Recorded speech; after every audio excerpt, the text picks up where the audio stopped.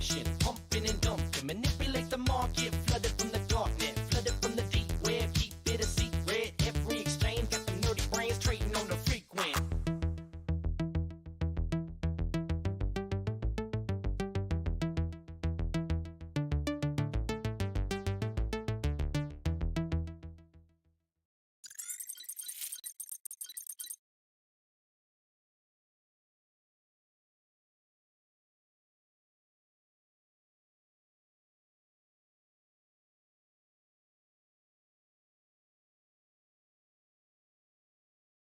Alright, now we're going to just see if we're chipmunking here or not, because we had a little bit of a camera issue earlier, as the first instant reward happens in 10 seconds, so let's see.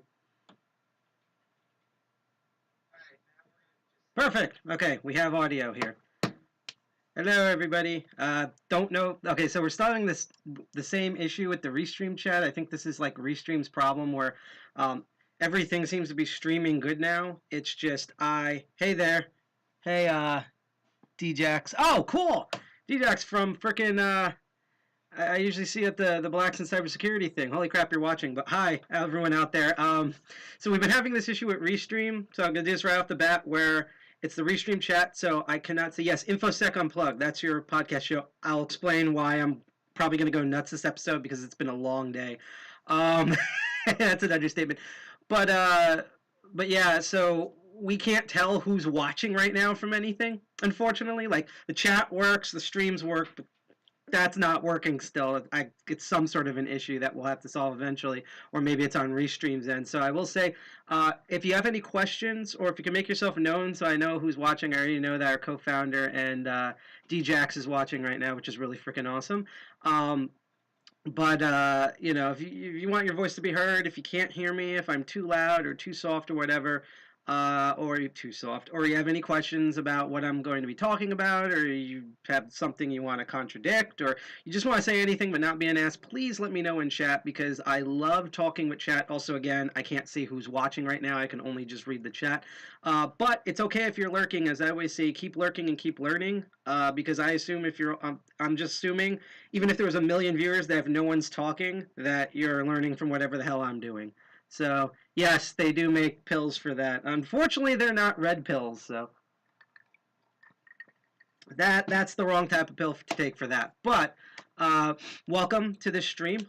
For those of you who are unfamiliar with this show and the stream, I'm going to prep you all right here. People refer to me on the internet as Side Pocket. That's what they just refer to me as. That's what I call myself on the interwebs. I'm one of the two co-founders of DEF CON 2.1. The other is our other co-founder, G.I. Jack, who is currently trolling me in chat right now, as he does, as I usually also do for his show, which is Archvile Linux Perspective. We normally meet the third Friday of every month. I'm really excited for March next month, because we will officially have been around for 4 years as a DEF CON group, because we're a subsection of the DEF CON groups. Holy crap, 4 years. We are some old motherfuckers, especially for New Jersey, where I don't think any New Jersey group has lasted beyond, I think, 2 years max. So this is just insane, and we have a whole crazy lineup for you. I believe, if I'm going to check my calendar again, that's going to happen on March 19th.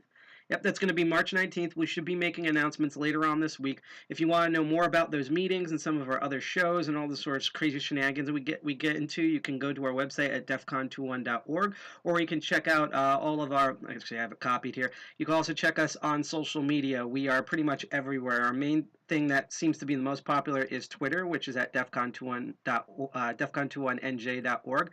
We also are on Instagram. We have a GitHub, which if you're on Twitch, you can... I just heard random beeps. I think the room's about to blow. But no, when what do you call? If you're on Twitch, you can scroll down. You can actually see our GitHub, which is going to come into play in a little bit. And we're also on the Hostuck instance of Mastodon. We have a Tor web portal. Everything's nuts, but if you want to go to a simple thing, you can also go to our website for those. But if you want the master list, you can also check out our link tree here on the side. Before we also get into the show and what the episode is, you can check us out on Twitch. You can also, if you like what you see here and you also want to see some of our other shows or set up reminders for our upcoming meeting, you can follow, like, share, subscribe on Twitch, D Live, and YouTube. We also just got the Facebook reconnected, so for all you one or two people out there watching on Facebook. Hi, we're actually going to upgrade the Facebook later on. We're also streaming very recently, which will come into play next month, on the Diode Zone instance of PeerTube, which is a really awesome like science and technology instance of a self-hosting, decentralized video network. And for all of you who are watching this through NVIDIA's on tour, you are probably the elite hackers, so I'll just shut up now. I will say though, if you are watching on Facebook, there is like, it's, as you probably can see, if you type stuff in the chat, nothing's going to come up. That's a restream thing, but you know, as we also say, there's pills for that, or in this case, there's a link. If you are for some reason watching on Facebook and you want to interact with us, there's the link you can click to go directly in and to set up the chat function so we can see and hear what you're talking about. This is going to be a long episode. So I'm going to get into the show right here. So this is called Crypto Barons. This is one of the two shows that I have. My other show is Master of Unlocking, where I deal with, what do you call it, physical security, such as mainly locks, you know, padlocks, door locks, alarm systems, etc. And we find weaknesses in them, and I teach lock picking and locksport and lock bypasses and all that great stuff. That's going to be this upcoming Sunday on the 7th at 8 p.m. Eastern Standard Time.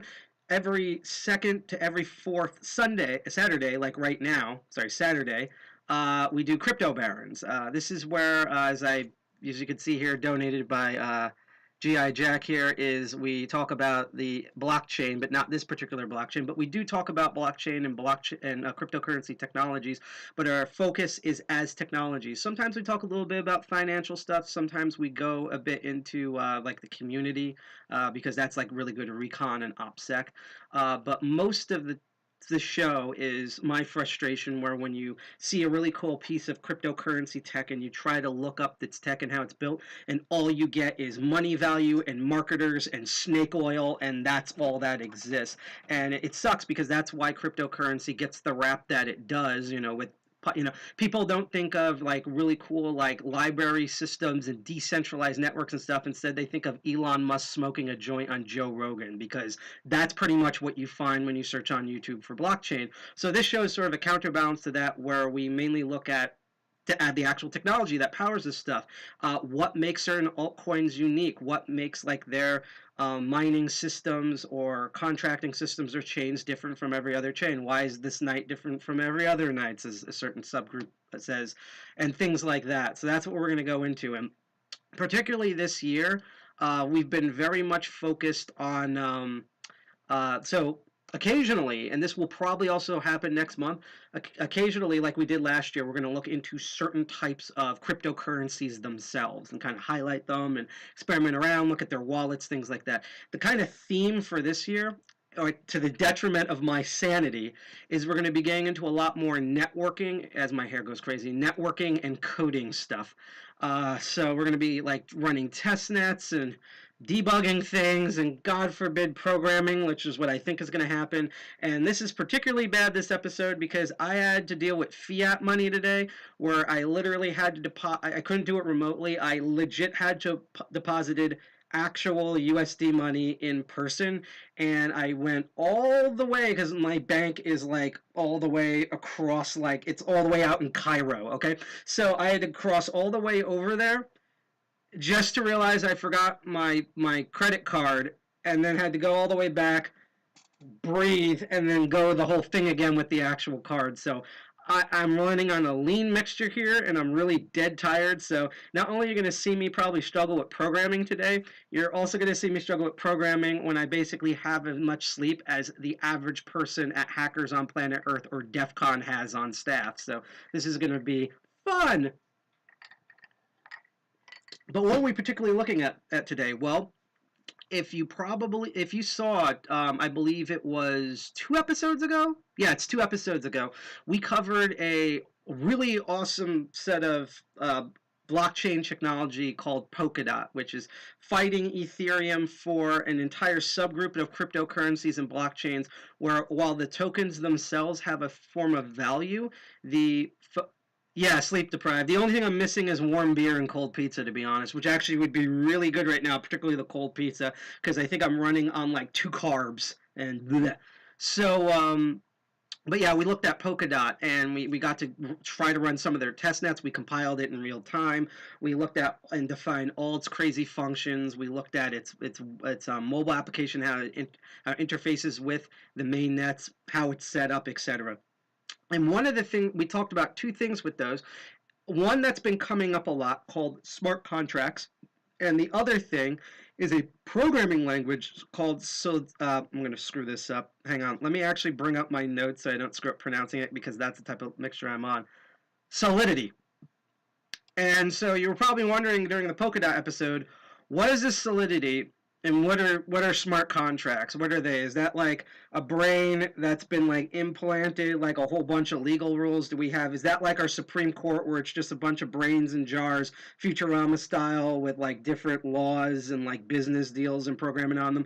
Well, that's what we're going to find out in today's episode, because we're going to not only learn about what smart contracts are, but I'm gonna learn. I've never done this. I've programmed before, but I've never done this, and I've never done this in this language. We're actually going to look into Solidity in possibly one of the most interesting ways you can.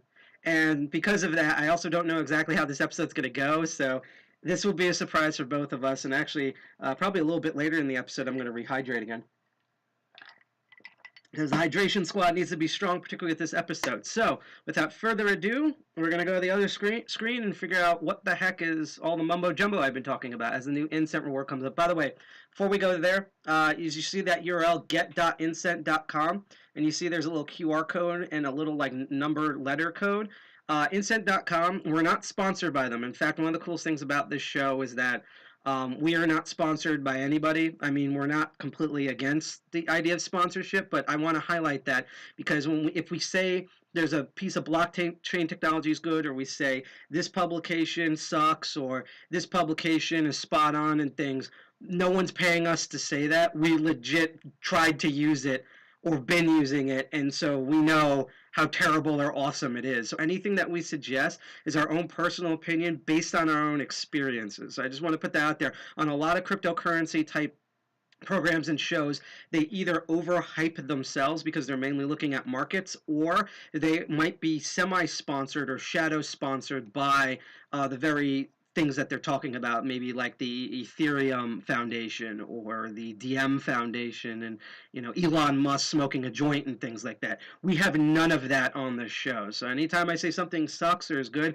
those are my own personal opinions from experience by trying to use these. Sometimes I make the opinion up as I'm using them because it's the first time I've dealt with it. So I want to get that out of the way. But that's why the Incent rewards, that Incent.com, that's a type of cryptocurrency, ironically enough, that what do you call it? You can actually earn while watching the show. So as you watch, you'll see those blurbs pop up, and when you go to get.incent.com, or if you go to the Google app or iOS store and you look for Incent or Incent Crypto or Incent Cryptocurrency, you'll get this wallet app, and you can scan that QR code or enter our codes in, and you get a little bit of the Incent token. Eventually, that builds up to over $1, and as you can accumulate, you can then trade that Incent for something more predominant in cryptocurrency, such as Bitcoin, Litecoin, Ethereum, Monero, etc., and then pull that out as fiat. So it's a cool way, essentially, to earn cryptocurrency and real money while watching our show completely for free. We don't ask you to pay for anything. You don't subscribe. We don't ask for your data because we're not Google or Amazon.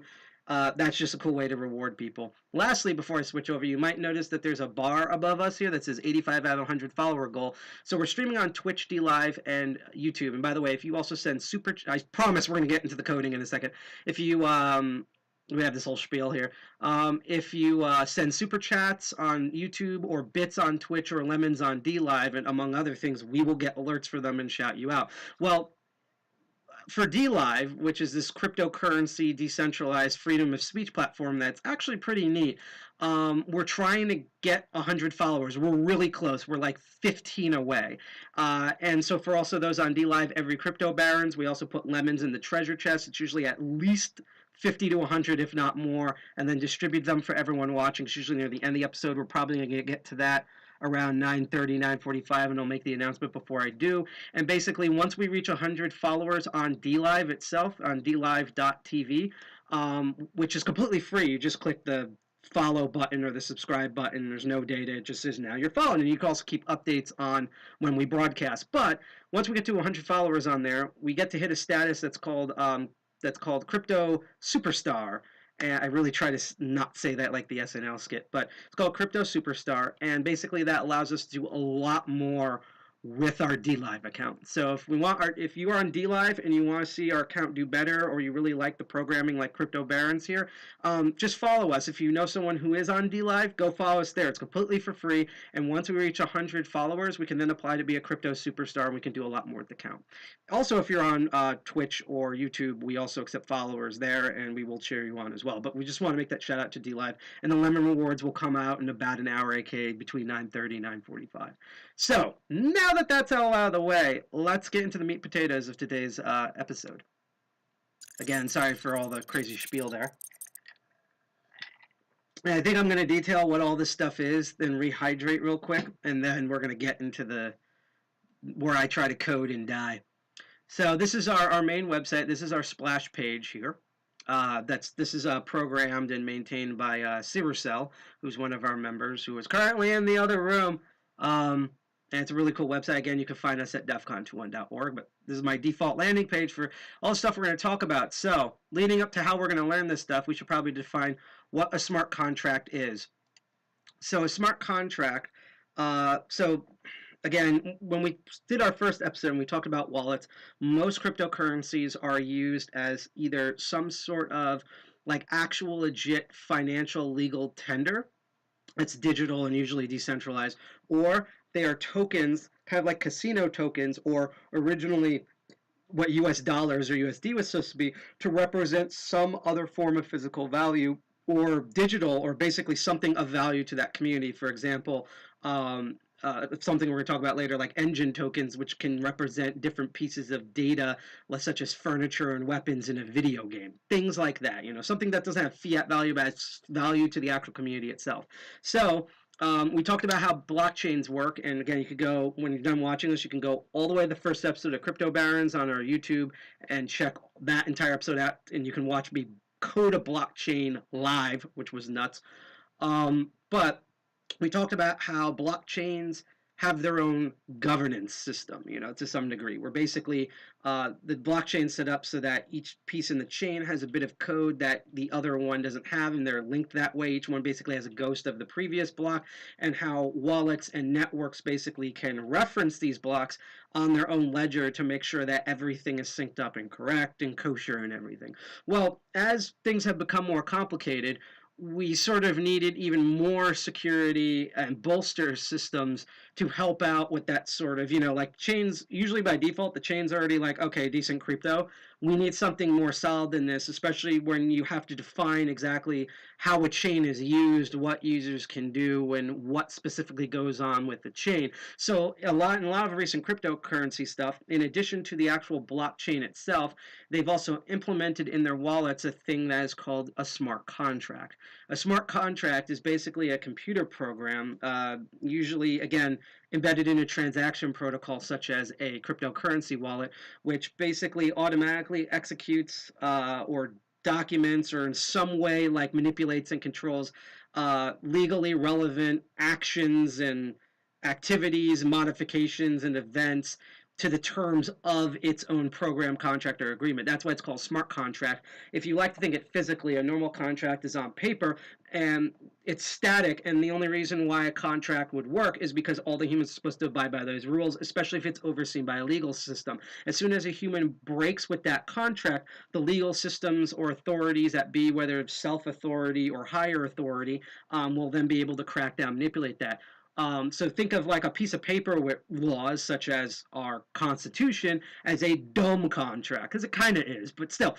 A smart contract is different because the contract itself actively monitors and watches its own rule set. So once you define a bunch of rules in it, it will actively check the chains and user activities to see if everything is in those bylaws. As soon as something happens, it essentially alerts its either everyone that's connected to it, a higher authority than itself, or both, in order for then those contributors or those benefactors to then implement and decide policies on their own. Some smart contracts go even further and might also have programmed um, parameters where once something is breached or if something's modified, that they will automatically do a low-level sort of security function on its own. So, for example, if someone violates, let's say, how many tokens you're supposed to pull out, that smart contract might immediately freeze that wallet until other authorities or people, if there's a voting system, it's more decentralized, come in and figure out what's going on. Kind of like, how, like, let's say, like a patrol officer or something would, like, hold down, arrest, or detain a perpetrator until they can go in front of a court and figure something out. Things like that. Overall, basically, what a smart contract does, or its objective, is to reduce the need for mediators and enforcers that would normally have to sit down and inspect all this shit 24/7. Or to put it this way, remember when Facebook used to have human beings that would monitor the network, and now it's basically a bunch of really dumb AIs? The smart contracts are essentially an automative point so that it can regulate and possibly do authoritative measures on its own, and thus it calls over humans less, or only calls over human interference when it absolutely need to. That's that. A really cool way to also think of this,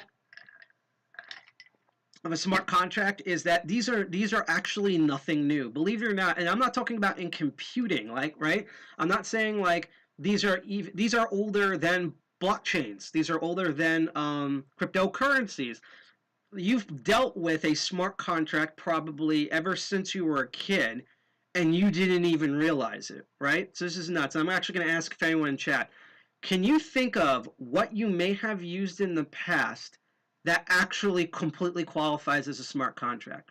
And I'll reiterate, think about it. A smart contract automates and regulates by itself a set of rules rules, consequences, outcomes, and actions that were all hard-coded into it.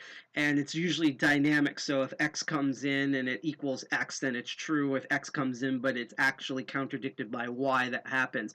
What sort of thing have you may interacted with in the past that is actually a smart contract? And I guarantee you probably haven't ever thought about it. I'm actually going to give everyone a couple of seconds while I do the spiel again to see if anyone wants to guess in the chat. And once again, I want to reiterate here that if you like the content that you currently see, you can hit that bell, like, share, and subscribe, and follow us on Twitch, DLive, and YouTube. When you do, we get notifications and sounds and stuff, and we cheer you on. Particularly on DLive, where we're trying to reach 100 followers in order to earn the right to be a crypto superstar, and we could do a lot more with our DLive account. Also note again about, like, I would say 9:45, we're going to do the whole lemon drop thing. That's not the drink. We're not going to give people lemon drop the drinks, as much as that would be amazing, because there's a drink called lemon drop. Lemons are basically DLive's version of bits, and it's just a cool way, again, to reward people for watching us, as well as the instant rewards that pop up. When you follow us, you will get notifications on all. It's completely free. We're not affiliates for any of these sort of services, even though we all overqualified for that. But that's its own stupid contract stuff. Funny enough, relating to smart contracts. What was it that when you do that, in addition to, instead of me, like, I often repeat the schedules of when different shows and when our meetings come up, but instead of like trying to constantly actively follow our social media, or constantly like having to watch the last show to hear me talk about what are the next shows coming up, you can get reminders through these streaming platforms of when we're about to air. So on YouTube, you'll get a little notification. You can hit that and click that reminder like you did now for us to stream. Same thing with Twitch. It'll launch a blurb when that happens if you follow us. Things like that. So apparently everyone is as tired as I am in chat, or maybe the chat is not properly updating. I don't know. I'm just going to send out a test message just to see if it goes through. Okay, so it did go through, so it is working. So I guess everyone is stumped. So I'm gonna like right now woke blow your mind on this, okay? Do you know what piece of technology you've interacted with every single day of your life, pretty much, or at least once in your life, that is a smart contract and you didn't even realize it? Vending machines. A vending machine is the oldest form of a smart contract. So basically, instead of a human having to sit there and monitor all the M&Ms and the snack cakes and Dr. Peppers and everything, and having a person that has to live and breathe and get paid to do there, a vending machine has all of those items in it because as a protective measure, aka the machine itself, the circuits on the machine basically know a bunch of different rules that can carry out. So when you put money in it, it will then and it equals the value of the object inside. It then knows to ask which object it is. When you enter the code for that object and those two parameters are met, it automatically dispenses. If nothing has entered in, it holds those items in its own contract. And if you insert money but it's lower than what's required, or you insert money that it doesn't understand, it does not prompt you to enter the code to retrieve that item. That is literally basically how a smart contract works, except in the physical realm. It's super old. I haven't looked up vending machines, but I'm pretty sure they've been active probably since like the 60s or 70s, probably even older than that. Like, I do know technically the first vending machines were like those Greek water dispensers where the weight of the coin would lift the valve and you would get a set amount of water. You can imagine Greeks like sticking hard, thin, like bamboo sticks in the slot to just constantly open the water to get more water. And, you know, it's like hackers today. But that's basically what a smart contract is like. And then around 2014, basically when Ethereum started to either came out or become popular, it basically Ethereum was like, Bitcoin, I'm calling you out, challenge accepted, and explained that it was a weak concept, like just basically we're like the blockchain alone is not secure enough. It needs to have something else, and it's weak compared to when you compare it to other actual even dumb contracts such as programming parameters that computer scientists do, like the legal system and stuff like that. And so Nick Szabo basically called that out, and he worked together with other programmers, and they came with the concept of the modern smart contract. And to note about smart contracts, they are different than smart legal contracts, which do exist. The latter basically is a self-aware terms of service that works in the court system. When we say smart contract here, this is more of like the actual operations of the blockchain or the applications that have access to the blockchain itself. So you're dealing with more of the nitty-gritty of it, the actual interactions rather than legal implications. It's kind of like the difference between being biologically dead and being legally dead, which is why you get hilarious scenarios where people are biologically alive but are declared legally dead, and so they're basically legal zombies. And funny we mentioned zombies because we're going to get to that point. But anyhow, I'm actually going to use this to redo the water. I just want to go over smart contracts one last time because once we do this, I'm not going to refer to all of this again. And I have an awesome video that explains what smart contracts are, and that will allow me to rehydrate, and then we're going to move on, and we're going to hopefully learn some programming where I'm not going to crash the entire stream. Okay? So here's probably a much more better, less rambling, non-stupid person's take on what smart contracts are, and I will be right back.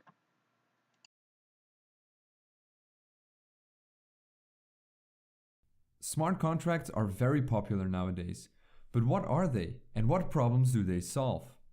The term smart contract was first used by Nick Szabo in 1997, long before Bitcoin was created. He is a computer scientist, law scholar, and cryptographer, so I'll spare you his exact words, but in simple terms, he wanted to use a distributed ledger to store contracts. Now, smart contracts are just like contracts in the real world.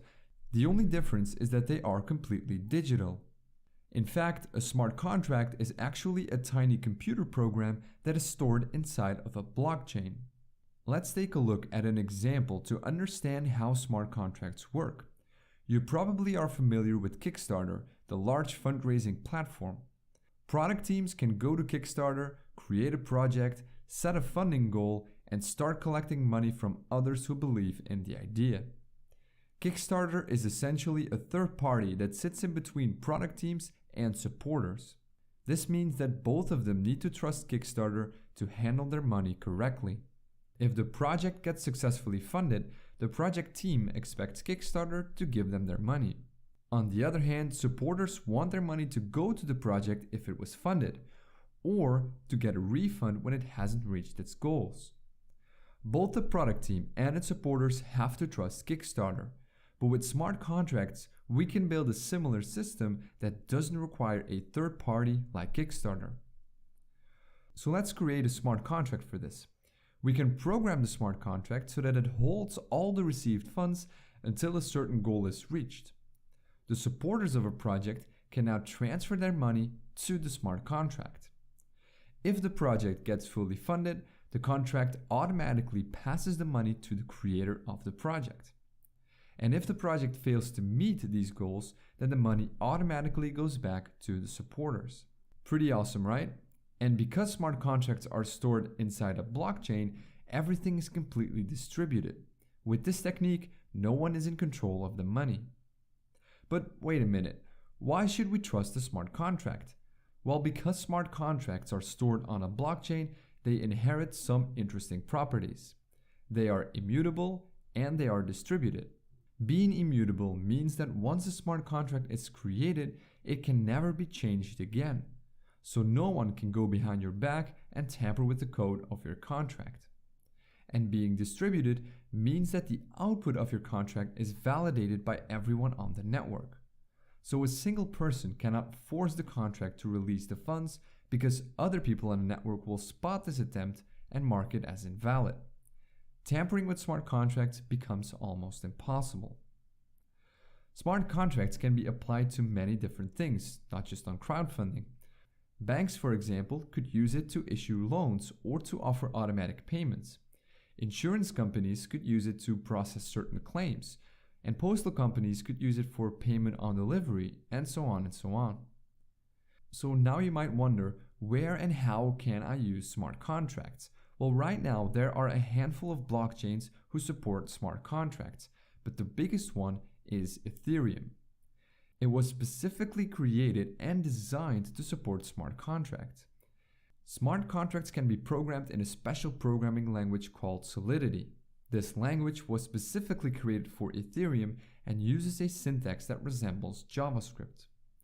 It's also worth noting that Bitcoin also has support for smart contracts, although it's a lot more limited compared to Ethereum.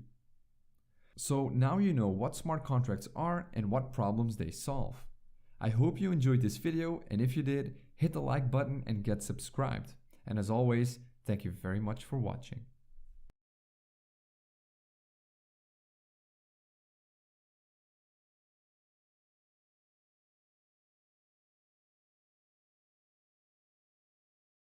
So, now that we've returned from that, is everyone who's going to get what smart contracts are going to get it? Good, because that will now allow us to go to the next topic here. As the video said, when it comes to smart contracts, you can technically, in the first episode, we used two programming languages to build a blockchain. The chain from scratch that we built was done in JavaScript. Then we showed one that worked on its own GUI testnet. Its own testnet with a GUI interface through a web browser, and that was done through Python. And what I was trying to display there is that you can use almost any programming language to create a blockchain. It's similar with smart contracts. Technically, you can use any programming language to build your own smart contracts. However, due to the demands and needs of particularities, due to the nature of smart contracts itself, there has evolved languages and language structures and coding platforms and structures to specifically develop for smart contracts and have features that focus on the particularities of what smart contracts need to do and how those things need to be implemented and executed. And as mentioned in there, one of those, and possibly the most popular one, is Solidity. And this is sort of their website here, and you can kind of see their logo. And it's I like this because it's like that's what it says. It's like a curly braces. So the logo is like an S shape, but if you actually look at that side by side, it kind of looks like little like quotation brackets. So what is Solidity? And this is going to be important because we're going to kind of get into this here. Let me go back to my notes. And let me just make sure that everyone, you can all hear me out there, right? Okay, yeah, my mic's on. Again, if you can't hear me or if you have any questions about what I'm talking about or anything about like the blockchain cryptocurrencies or why my hair is so messed up right now or why I sound like I'm or falling asleep, you can mention that in chat. Otherwise, keep lurking, keep learning. But just remember, I love talking in chat. Also, once again, if you like the content that you can see, hit that bell, like, share, subscribe on Twitch, DLive, or YouTube, as well as our viewers out there watching on Facebook and Diode Zone and the ultra elite hackers who are watching this through Nvidia's via Tor. So just wanted to note that out there. But let's get back into Solidity here. So Solidity is an object-oriented programming language that's specifically designed for writing smart contracts. It's one of the most popular, if not the most popular, programming language. And you can apply it to various different blockchains. It was mainly originally created for Ethereum and is most used on Ethereum and Ethereum variants and spin-offs, although as they mentioned in the video, you can implement it in other blockchains that have nothing to do with Ethereum, such as Bitcoin and Litecoin and things like that. But particularly with Bitcoin, because of the way it was designed and set up, it is very limited in its use. And again, with other blockchains and cryptocurrency platforms, you might have to do a bit of hacking in order to make them work. It was developed by Christian. This is such like a. This sounds like a. I feel so bad because it sounds like a mixture. This is like the most wasp like Nazi name I've ever heard. I feel so sad because I'm pretty sure he's a cool dude. Developed by Christian Reitzwinner, Alex Bergenzanzi, and other former Ethereum core contributors. In order to make their concept of the blockchain on their platform. And while it is very JavaScript-like, or so they say, it was also influenced by the like object-oriented nature of C++, as well as the modern usability of Python and its sort of execution based on PowerShell. But that sounds like one of those like mixtures that you make the Powerpuff Girls with. You know, it's like, oh, I'm toiling away. What should we mix? JavaScript, C++, Python, PowerShell, and you mix it together, and it turns green and bubbly, and then explodes. And apparently, Solidity kind of formed out of that. It's a statically typed programming language, so similar to again like Python or JavaScript. You type everything out, and then you compile it to run. And it's native to the Ethereum VM or Ethereum Virtual Machine, also sometimes nicknamed EVMs. One of the specific things about that we're going to get into it is it's using what is called an ECMA syntax. And this is a sort of syntax that is very, again, that's why they sort of based it on JavaScript. They wanted something that would be particularly familiar to web developers. But unlike ECMA script, it has, I lost my train of thought. It has both static typing and also variadic return types. And I just love this. I just got one of the things I love about my operating system I'm running on right now is that every time I live stream, that's when it wants to update everything, and I'm like, no, and I try to get all the updates out of the way before I stream, and then crap like this happens. So it's like, do you want to restart the note programmer? I'm like, no. This is the banes of live streaming. F it, we'll do it live. But compared to the other, because again, there's other languages, and there's a reason why we're particularly looking at Solidity. It's not just because it's the most popular, but there's other ones out there, such as Serpent and Mutin. But what makes Solidity unique compared to those two rivals and other variants is that it can do very complex number variables, such as hierarchical mappings and structures, which I think Mutin now has a base ability for it. I'm not sure if Serpent now has the ability to do that. I think it's still behind on that, because Serpent is basically kind of like the pale moon of smart contract programming languages, if you get that reference. I'm trying to think. It also has an ABI interface or an application. You can do application binary interfaces. So you can do various type safe functions with a single contract. I believe Serpent has that now, but this was one of the first ones to do it. And you can also do not only just inheritance systems, but multiple inheritance systems within the program of itself. And we're going to go back to the website here, and we're going to scroll down, and we're going to kind of look at the language here. This is a nice little bit of recon, where as you can see right over here on the left, there's a little Hello World program. So let's see. So you do Pragum Solidity, and that's the version number, and then you start the contract with contract my contracts function. This is the Hello World. Public pure return string memory, return Hello World, and it should print Hello World out when you run that. And this is all the bytecode for it, and this is what it reads in the 7 lines of code, technically 5 lines, because if you don't count the brackets. But here's all the assembly that programming language ran, which just, so instead of like 50 lines of assembly, it's just 7 lines with Solidity here that you'd be able to run. And again, before this was built, you'd either have to really futz around with a language like Python or C++ or Rust in order to get this running, or you would have to build this in assembly. And it's one of the reasons why Solidity has taken off the way that it has. Let's see if there's other programs that you can choose here. It's Hello World. Here's it implementing ERC20 tokens here. So let's see. I'm just trying to see. Okay, so it's a little blurry. So I'm going to zoom in even more than I have to. So hopefully you'll all be able to see this.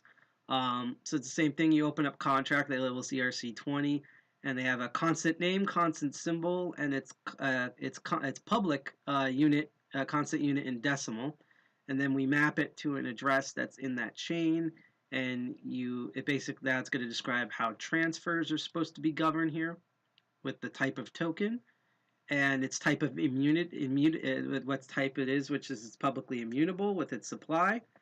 Then you have a constructor, which breaks down its sort of how many units and how to balance it. This does the return for the balance, and then this function describes how you would what would govern to transfer those tokens for the public returns, and then this one for anyone who receives transfers, and then the second one is for those who are sending transfers, and that's basically the contract, right? A simple contract there for an ERC type 20 token. And then here's an entire program, basically how to handle like auctions of how to do event auctions and how to auction off items and coins using those tokens. And again, this seems pretty big. It's 127 lines for Solidity right here. But look at the amount of bytecode you generate with this, and look at how much assembly you would have to. Okay, it's like wrestling with me right now, but it's a lot of assembly you'd have to go through in order to generate that same thing. Again, describing why modern programming languages are awesome, because I one time, I forget which form of assembly, but one time I built a Tetris game in assembly, and that was fun, not fun. If you want to know more about assembly, you should look up an awesome hacker named XLogic. He's on Twitter at XLogicX. It's spelled exactly the way it sounds. He does crazy, awesome stuff in assembly, and like, good for him. I'm a man who does not like sounding with computers, so let him have his type of fun. So I'm not making fun of people who like assembly here. It's just, this is why we have much more advanced programming languages. And so that's sort of like, and they have their own like summits and clubs and stuff like that. Again, it's sort of like a mature programming language, and the Solidity community seems to be a lot nicer than the Perl mongers. So why are we bringing up smart contracts, and why are we bringing up that you can program smart contracts in Solidity? Well, there's a group out there that's called Cleverflare. They're kind of interesting because originally they actually started off as a subsystem of this blockchain network that I'm going to bring up in a moment to do a very specific thing in terms of like basically they were tokenizing, trying to remember that website, like Stack Overflow, where you ask a programming question and then everyone screams at you and tries to tell you the right answer that might be right or wrong. Imagine if the voting system ran on cryptocurrency tokens, and originally that's what Cleverflare was for. That's how it started off on a completely different name, but now it's evolved into a way to basically they invent cool ways of learning different programming languages and platforms. So currently they cover Golang, JavaScript, Kubernetes, Libra, Rust, and Solidity.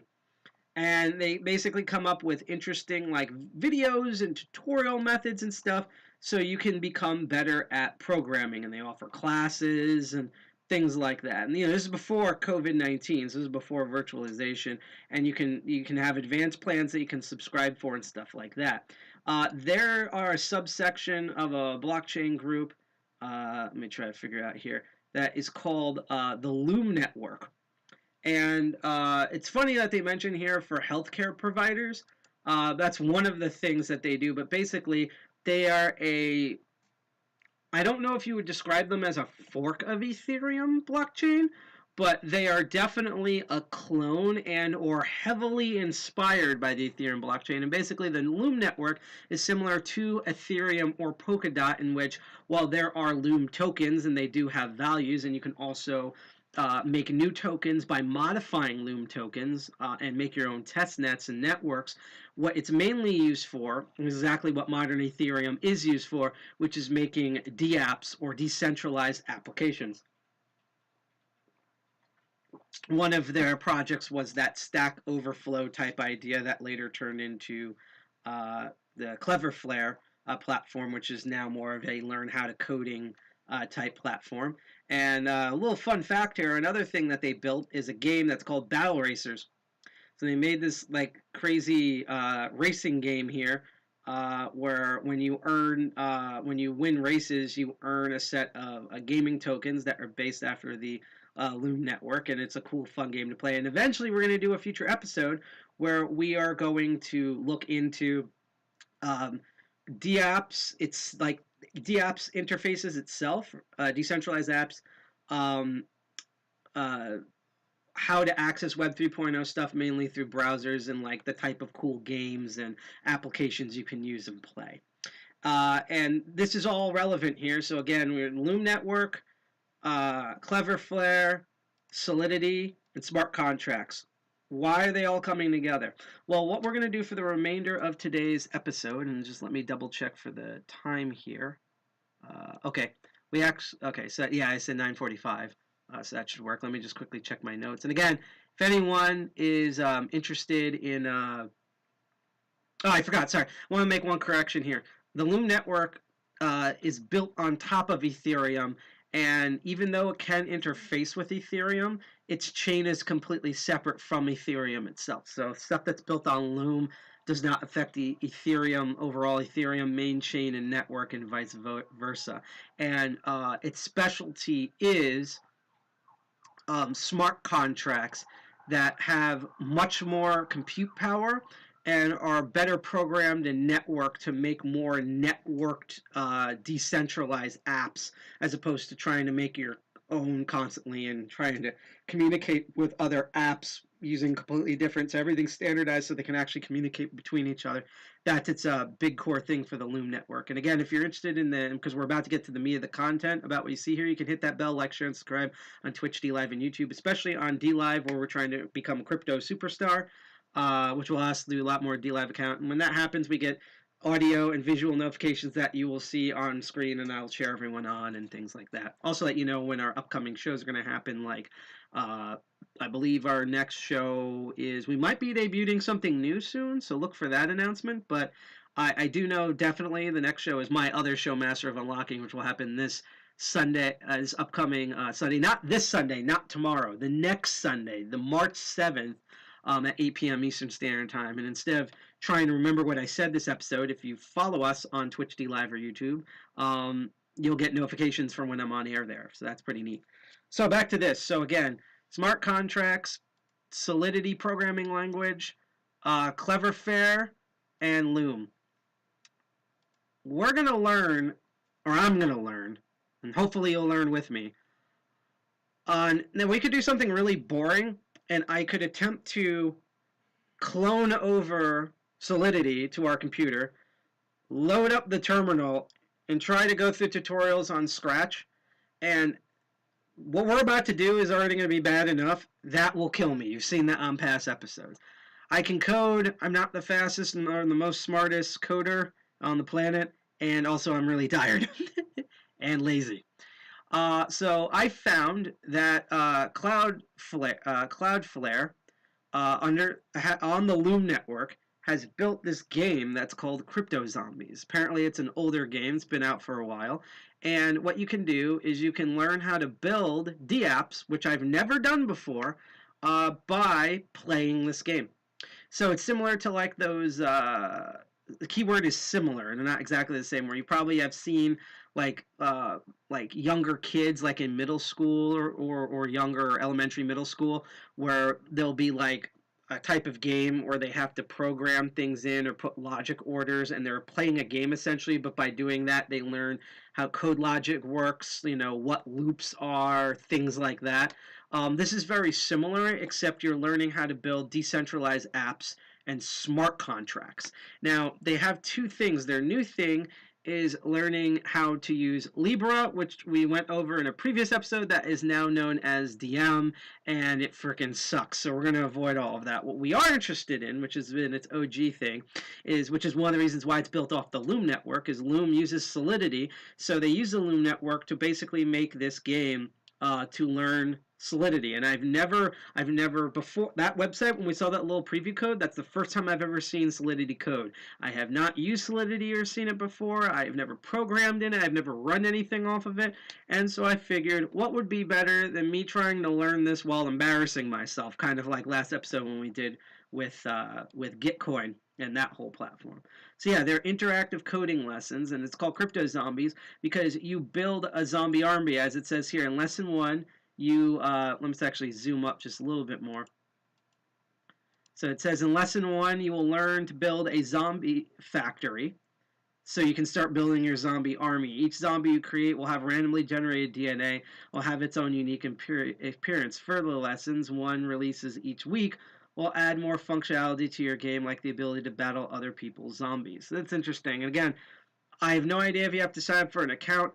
Yeah, if the screen ever goes black at some point, I'll announce that that's me like putting in personal information or whatever. Again, this is the first time I'm using this, so this might be a really short episode. This episode might take forever. We're going to find out. Each crypto collectible zombie and bonuses by completing coding lessons. After completing all lessons and deploying your dApp, you pit your zombie army against other players' zombies in one of the world's first blockchain-based games, half code school, half MMO crypto collectible strategy game. And I figured coding, zombies, video games, why as well do this. And again, as I said, this was made by Cleverflare, and it's built on the Loom network, and we're going to learn Solidity. So that's what we're going to get into this episode here. So let's see. So it says get started. It's free, but then there's this. I'm just going to click on the Solidity part here. I also don't know if there's any audio that comes from this, so we're going to find out. So I just clicked on it here. Okay, so there's a whole curriculum here. Solidity path, beginners to intermediary smart contracts. So let's see, number 1 is making the zombie factory, then 2 is zombie attacks their victims, number 3 is advanced Solidity concepts, number 4 is zombie battle system, number 5 is the ERC or Ethereum 721 and crypto collectibles, and 6 is app front ends and Web.3 interfaces in JavaScript. Then they have an advanced path here, testing smart contracts with Truffle, which is another sort of framework thing, and deploying dApps with Truffle, and then how to build an Oracle. That sounds loaded. They have a 3-part thing of how to build an Oracle. I'm kind of worried because like Oracle's the company that sucks, so we'll figure that out. Then they have another segment here called Beyond Ethereum, exploring the blockchain ecosystem. This is Libra basics, all about the Binance chain, introduction to ZK Sync, which we brought up when we talked about security coins last year in September, and then more advanced ZK Sync concepts. So this is all based on the Loom network. So as I said, the first one here, number 1, the beginning. is to make the zombie factories. So cross your fingers. Hopefully I have had enough energy to do this. So here we go, and either cheer me on or laugh when I screw up. We're gonna find out here. Okay, welcome human. I mean, I could also be like a Terminator or something, so we'll find out. So you think you have what it takes to become a crypto zombie. This course will teach you how to build a game on Ethereum. It's designed for beginners to Solidity, but it assumes that you have some experience programming in another language, such as JavaScript. I do, but I'm also running on 4 brain cells, so let's find out here. I think that was it. I just click start. All right, there's little zombies running. Chapter 1, Lesson Overflow. In Lesson 1, you are going to build a zombie factory to build an army of zombies. I'm going to give it 1 second because I just want to see if everyone can read this. I'm going to see if I can zoom up just a little bit. Let's see if we can do that. Okay, I think this is big enough here. That's what she said. Our factory will maintain a database of all zombies in our army. So that's one parameter.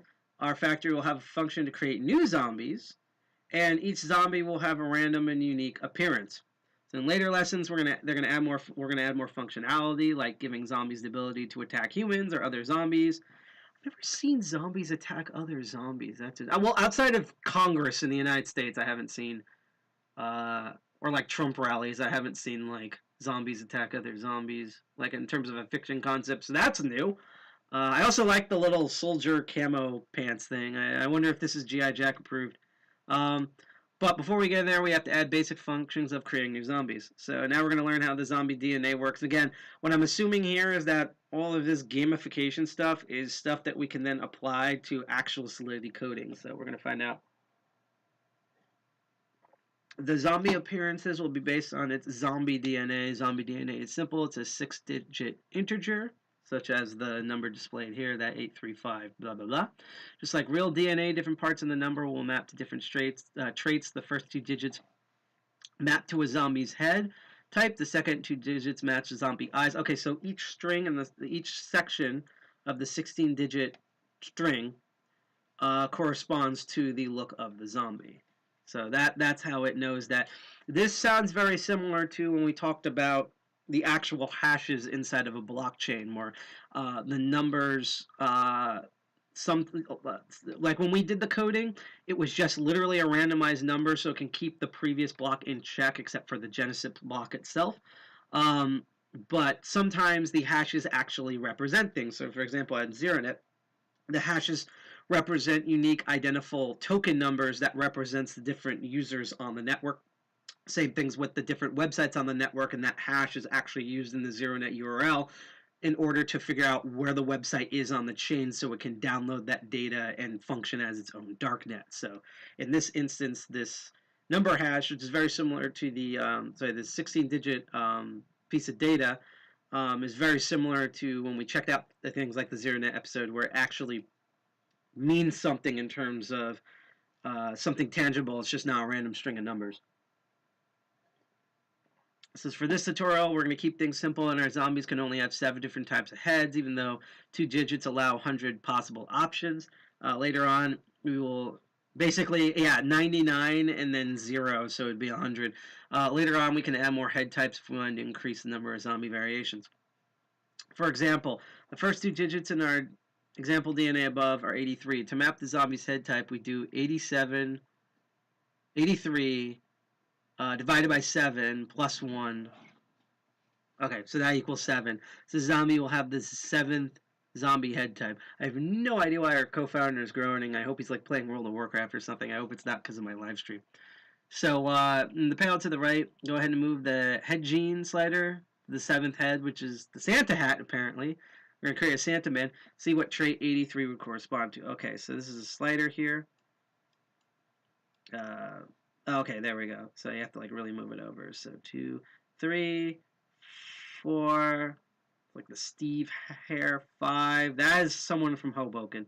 6, that's extra Hoboken. And 7, the Santa hat. Okay, so those are the corresponding numbers there.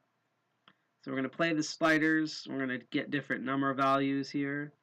So there's an eye thing, bispectacle, the Ted Cruz look, the Mitch McConnell look, and back end programmer, front end developer. I have no idea what Pugsy Christmas is. I actually, unfortunately, for some reason, I got so focused that I didn't see the chat. So let's go back. I'm back. You're terminated. Oh, great. I'm being targeted by Terminators from the future. All right, this might be a shorter stream than I think. Get the crossbow. So, Femme Zombie. Guy who insults girlfriend Zombie Eye. And Fry from Futurama Confused Zombie. And then Super Femme Zombie. Okay. And it's going with the different shirts. See if any of these stick out. Boobs! Okay. You could have zombies. Boob zombies. Okay. That's kind of scary. I mean, the zombie's not 8 feet tall, so it can't be in Resident Evil 8, but whatever. Different skin colors. Seems to run the whole gambit of George Romero skins, and this one actually fades. Oh, that's neat. So I guess something's tied to like the arms and the head because it actually just tints the color rather than like the actual skin, just the arms and the face. So that's neat. And then you can change the eye color in the same way, and then you can also tint the clothes. Okay. So not playing around, because that's all we do on these streams. We're going to continue on. So starting with the absolute basics, Solidity codes encapsulated in contracts. A contract is fundamental building blocks of all Ethereum applications. That's why when we looked at certain Ethereum-based stuff back then, you would often see something, whatever, contract. And that would be in its own code function. And again, Polkadot main backbone is Solidity. So now we're actually getting into it. All variables and functions belong to a contract, and this is the starting point for all your project. An empty hello world would look something like that. So this is even a more simplified version than what they showed on Solidity's website. So it's just contract, hello world, and the brackets, and that's what it just contains. So let's see here. All Solidity source codes start with a version pragma, a declaration of the version of Solidity compiler's code should use. Oh, cool. So you can actually dictate which compilers it will use. That probably would have solved, to some degree, a lot of the stuff with Python. I mean, you technically do that in commands by typing like Python and Python 3 because they told Python 2 to fuck off for obvious reasons. But that probably would have helped. This to prevent issues with future compiler versions, potentially introducing changes that would break your code. Again, that would have really helped Python. For the scope of this tutorial, we will want to use the compiler smart contracts with a compiler in the range of 5.0 to 6.0. So you actually have to scale between inclusive and exclusive. So it's a bracket range. So you put the pragma apparently before the code, so pragma solidity, so it tells it you need to set the pragma for solidity, and it has to be above 5.0, but number range less than 6.0. So if it's like 5.9, that would work, but if it's 6.1, it wouldn't work. And then you do the contract hello, and that will compile to that compiler range. So let's see. To start creating our zombie, let's create a base contract called Zombie Factory in the box. The right, make sure our contract uses this. Let's see. Create an empty contract called Zombie Factory. When you're finished, click answer below. If you get stuck, you can click the hint. Okay, so there's no hints for this. See, the thing that I don't know about is I don't know if you're supposed to type in here or load up a different thing here. So we're gonna find out here. So this is this. Let's see. It's in the box on. Oh, okay, in the right. So we're actually gonna type in here. Okay. So this is interest. So maybe you have to put after. Oh yeah, pragma solidity. So we're actually gonna type this in. Yay, my favorite type of programming, copy pasta. So so it's 0.5 points. This is how much of a lean mixture I am. So it's above that, so equal to or above that, but it's going to be less than any of the compilers with 6.0, and we make sure to add that dot at the end, apparently. And then we're going to do the contract here. So we're going to do contract. I'm trying not to look at the left too. Hello world, that's what he said. And then space, and then we're going to do a start bracket. and then we're going to do return, and that should create the space with the M bracket. And then we check answer. Let's see, why is it, Let's see, did it run? Okay, so it said try again. What did we, validity, again, I'm running on a lean, oh, duh, sorry. Usual programming problem. It wasn't a dot because I'm half tired. Semicolons, the bane of all programmers. Now we're going to run this and it should work. Try again. Okay, so now the problem is with hello world's contract. Hello world. HELLOWORLD. Trying to figure out. Let's try to type that in. So we got contract right, I believe. Hello world, right? And space. And then that's the fancy bracket. And when I do that, that should create this gap in the other thing. So let's try it again. Why is it coming up with a problem with hello world? I'm going to copy pasta this directly and see if that changes anything. Maybe it's just an error with my browser or something. Oh, that's kind of neat. Alright, so I'm going to find out here. Alright, so I was able to use keyboard commands for that. Let's see if it comes up with the same error. Why is it coming up with the same highlight error? The contract, TRACT, space, hello, world, right? And if I do a backspace on this, that should, okay. Yeah, and that should do the intermediary, so, Maybe it's an error highlight, I don't know. What I actually should do before my brain forgets is I should actually turn off my pop-up blocker just in case. Because sometimes that interferes with the thing. So let's see. What am I doing wrong here? Was there not supposed to be a space? There should have been a space, right? I'm going to try it without the space and see how it goes. So why is this coming up with a problem here?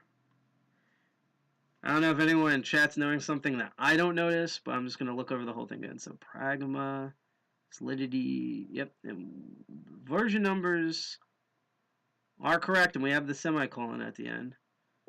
I keep saying the problem is the hello world part, but let's see, HELLOWORLD. There's a space with the bracket.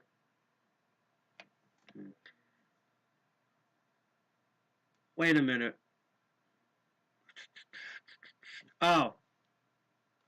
That's I can't read. Okay, so remember I'm on a lean mixture. I'm not reading what the instructions are telling me. So let's do, it's telling me to create one called Zombie Factory. That was the problem. Yep, that worked. You have to try them.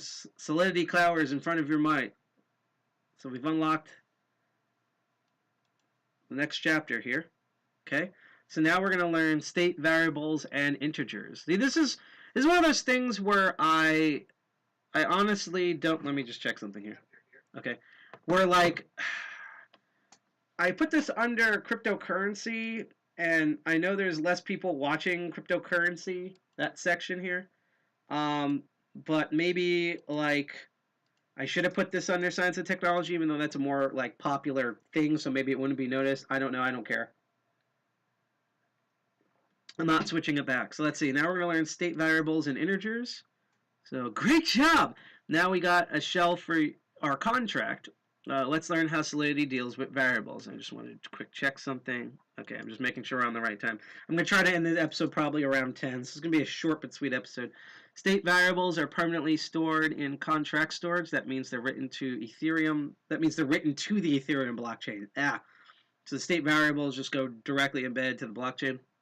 So they want us to think about it like we're writing a database. This is also probably why Rust is really popular with a lot of blockchain stuff recently. It's like Go and Rust, particularly because Rust is like the database contracting language. So I'm guessing when they don't use Solidity, they're probably using that.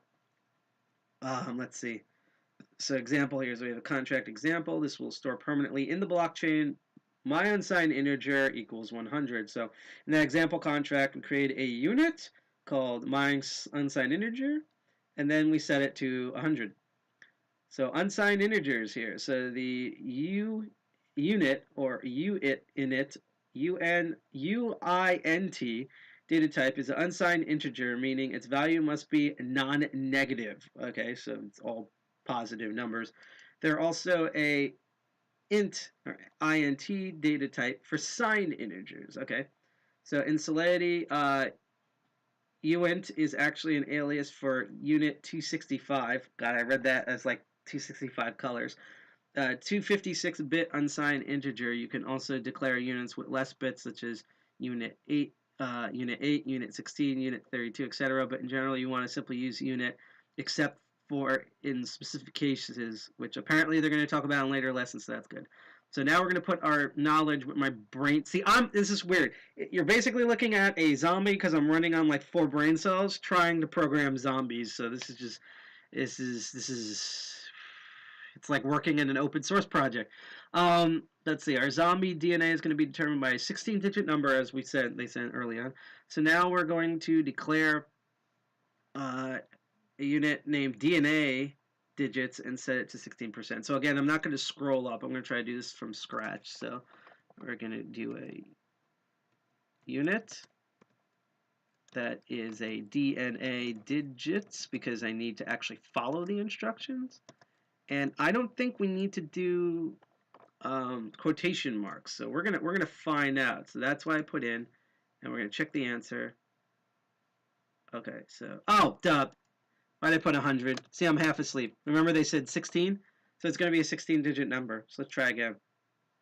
Okay, so that's the DNA DIGITS.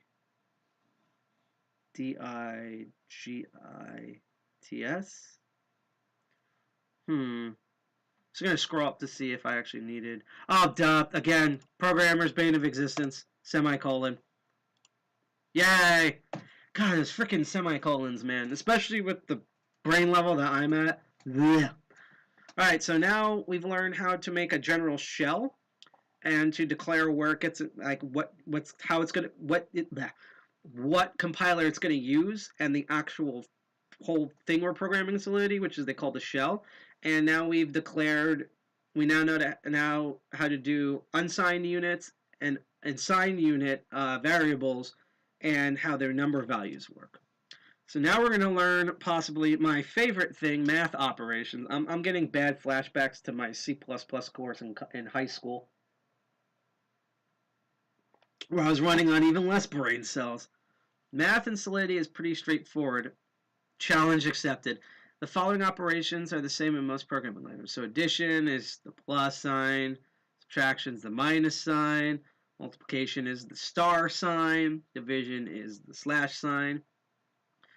Modules and remainder use the percentage sign. So for example, 15% 5 is 3, because if you divide 5 by 3, 3 is the remainder. That's good to know.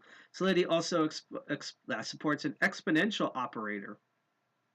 So we can actually do, like the power of 2s and 5s and things like that. So that's good. So let's see. So the way you would do that is you would do a double star. So you do the double multiplication sign. So 2 stars.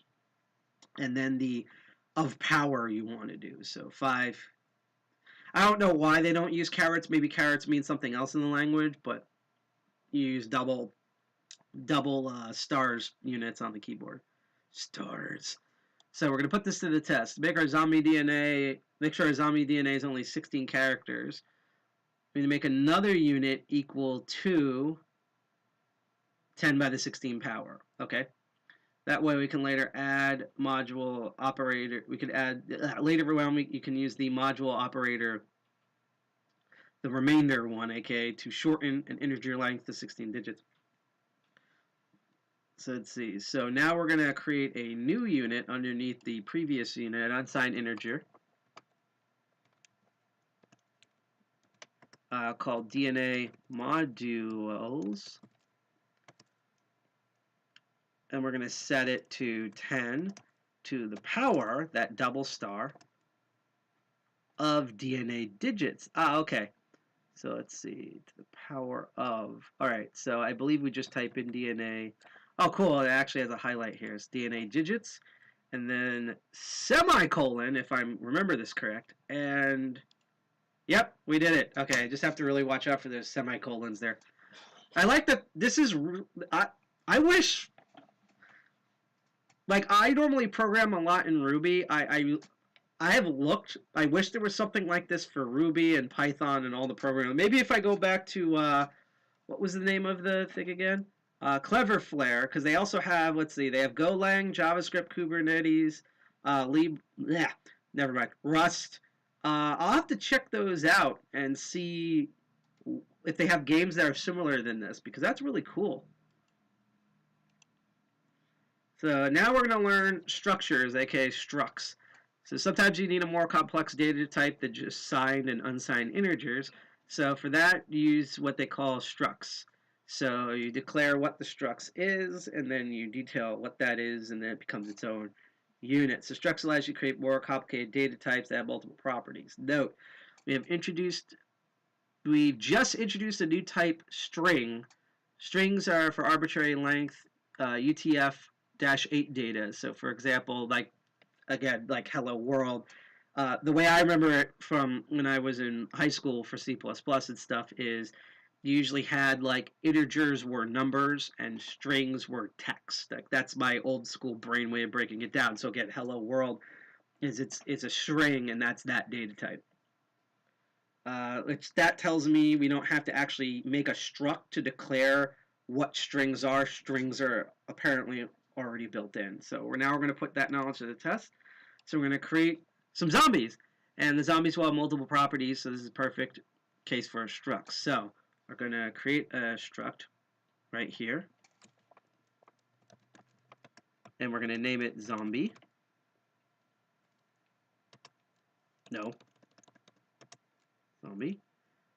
And then our zombie structs will have two properties. So we're going to have name, which should be a string, and DNA, which should be a unit.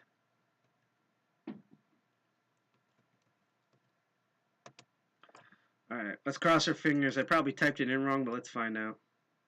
Okay, what did I do wrong here? So the struct parts, name. Guess there's supposed to be no.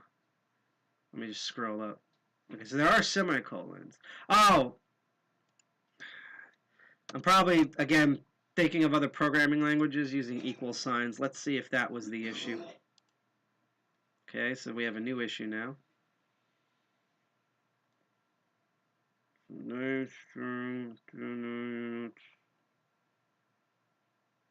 Oh, that's why. Hang on. Let's put these brackets in its proper place. There we go. Yeah, the bracket was supposed to come before, and there's a space too. So you struct whatever it's called, then the bracket, then you indent in, declare everything, and then you end the bracket. That should, okay, that didn't work. Okay, what's the new problem here? Don't you love learning? Name, age, DNA, string name, and then it ends. So I think we got the formatting down. So let's see. Let's just read again. Zombie structs will have name.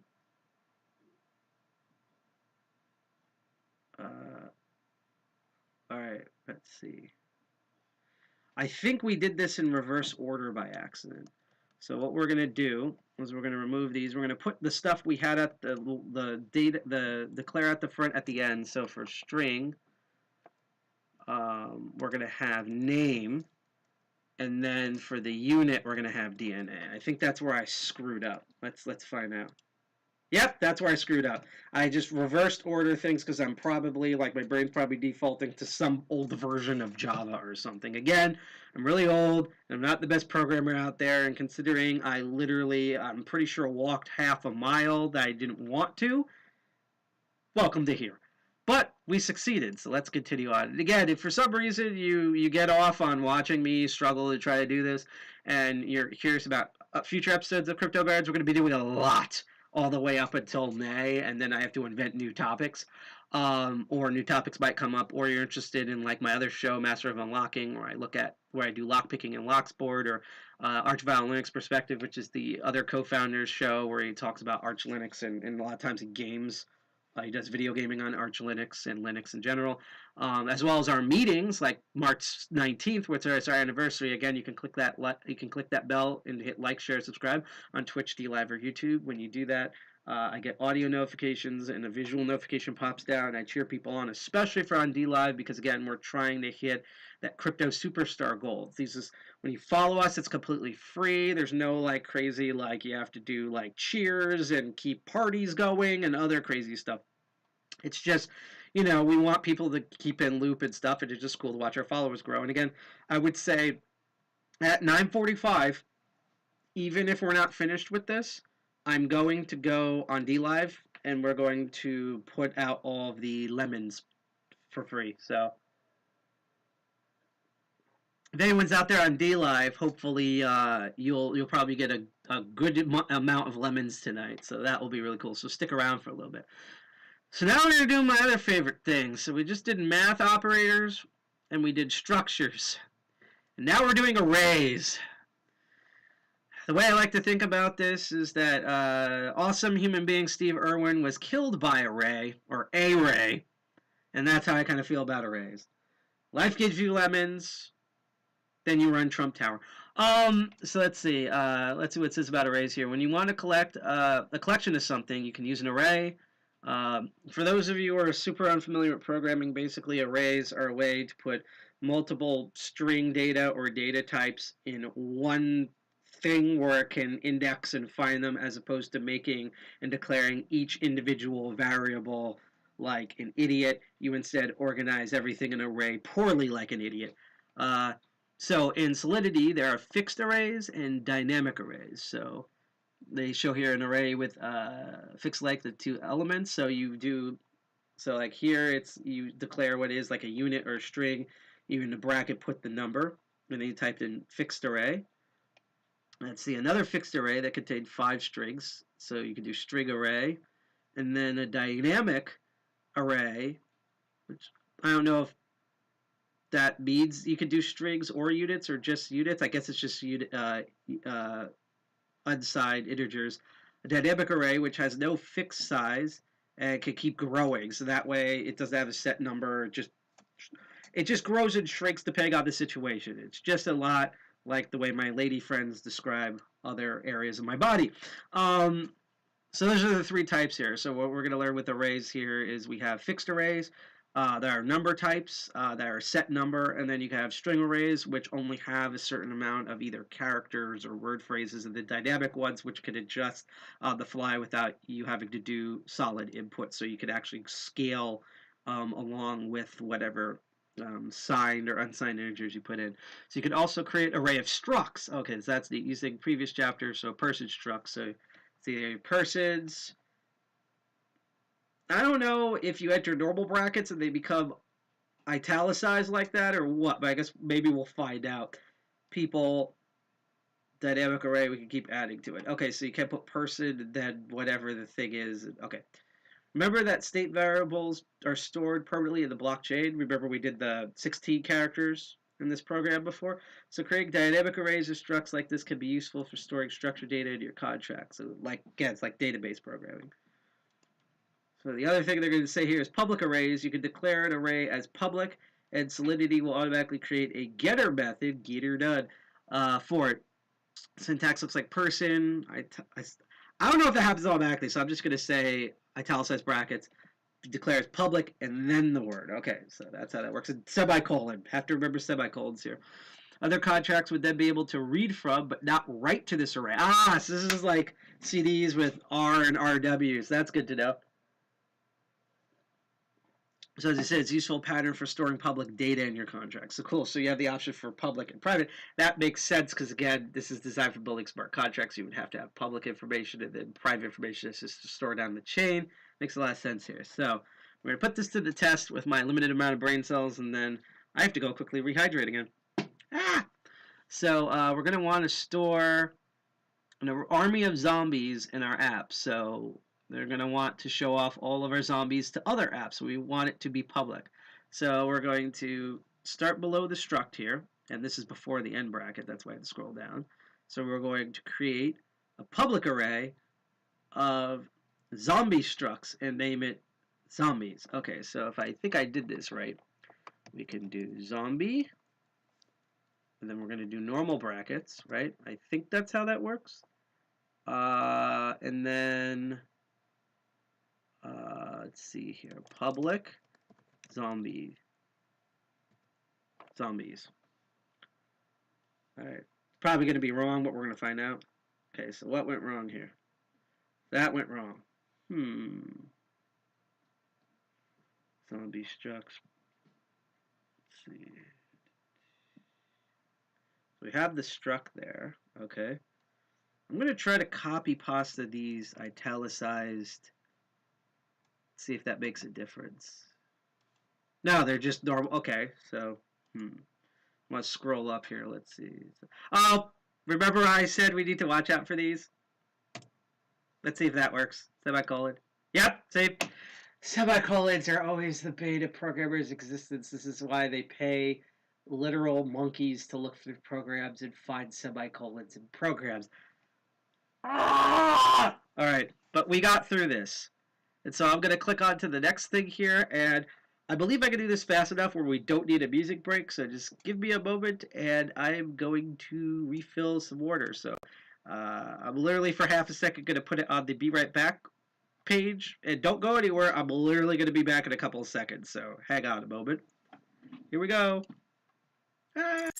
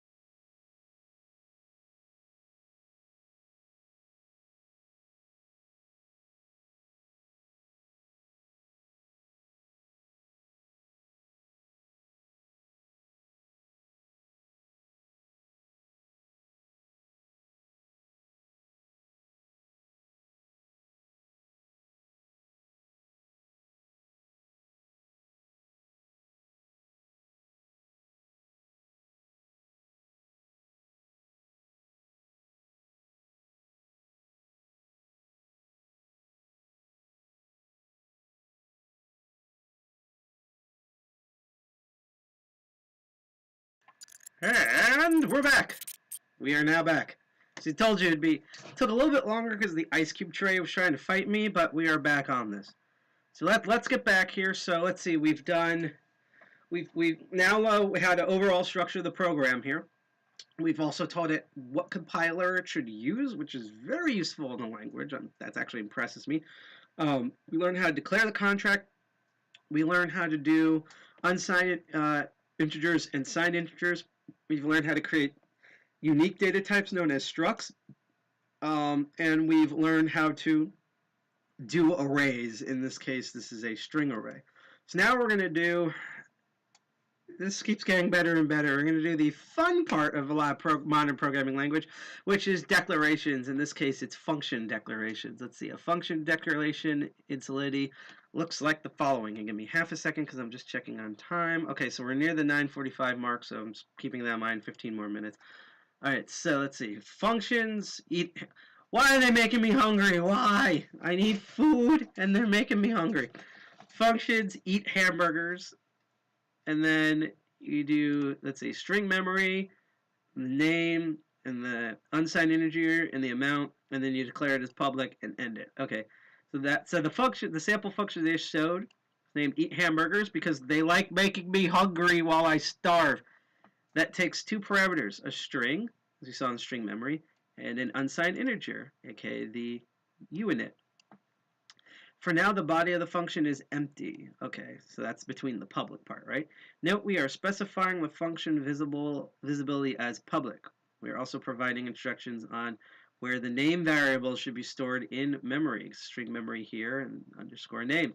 This is required for all reference types such as arrays, structs, mappings, and strings. So it covers all of that. Thank you, June Chilen. I hope I pronounced that correctly because I'm terrible at pronouncing names because I'm an American that knows English and thus I don't know English. Thank you, Texas school system, for not being able to pronounce names, but thank you for following us on Twitch. I very much appreciate that.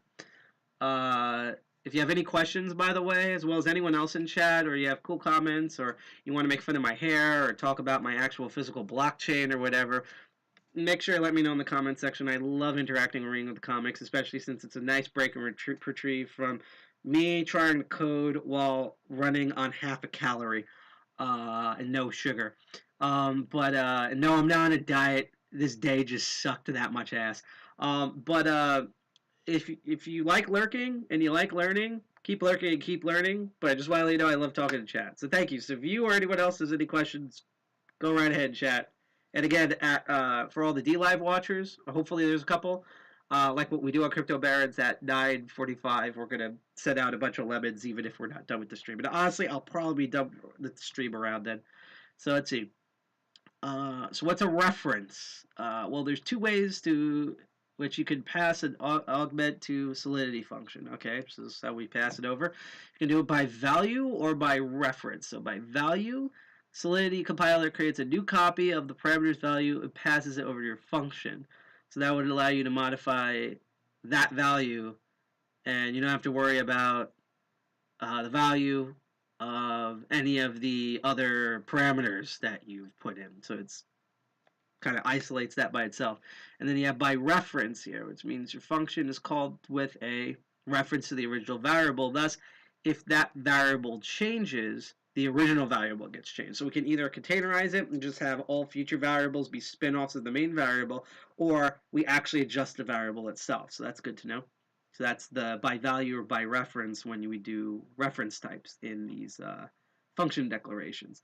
So it says, nope, it's convention but not required to start a function parameter variable names with underscores. So that's why name was underscore name in order to differentiate them from global values. So you don't need to do that, but I guess we're reading it, it helps, and I'm running on a lean mixture, so that will be really good. We'll use that convention throughout, they're going to use that throughout the tutorial. So for example, you would call the function like so, eat hamburgers, because I really want to eat hamburgers or now I'm crying. Vitalik, which sounds like a Mortal Kombat character, comma, and that was in brackets, so that's a string type, and then its number value is 100, and that's how you would call it in the program once you set up these declarations. So now we're going to put this through the test. God help me, I'm going to take a drink here. Demo gods, please smile on me. In our app, we're going to need to be able to create some zombies. Here comes the new Instant reward, by the way, in about like 20-ish seconds. We're going to need to create some zombies, as we've been doing. So let's create, because we're creating the factory here, let's create a function for that. So we're going to create a public function named createZombie. And the two parameters is we need to have a name, which will be a string, and DNA, which is a unit. And don't forget to pass, okay, so it tells us to not pass the first argument by value by using the memory keyword. Okay, so I'm going to actually scroll up just to make sure I actually typed everything right here. So we're going to start below the array here. And so what do they want us to do here? So we're going to do create zombie. Okay, so create zombie. Oh, I have to declare as a function first because I'm an idiot.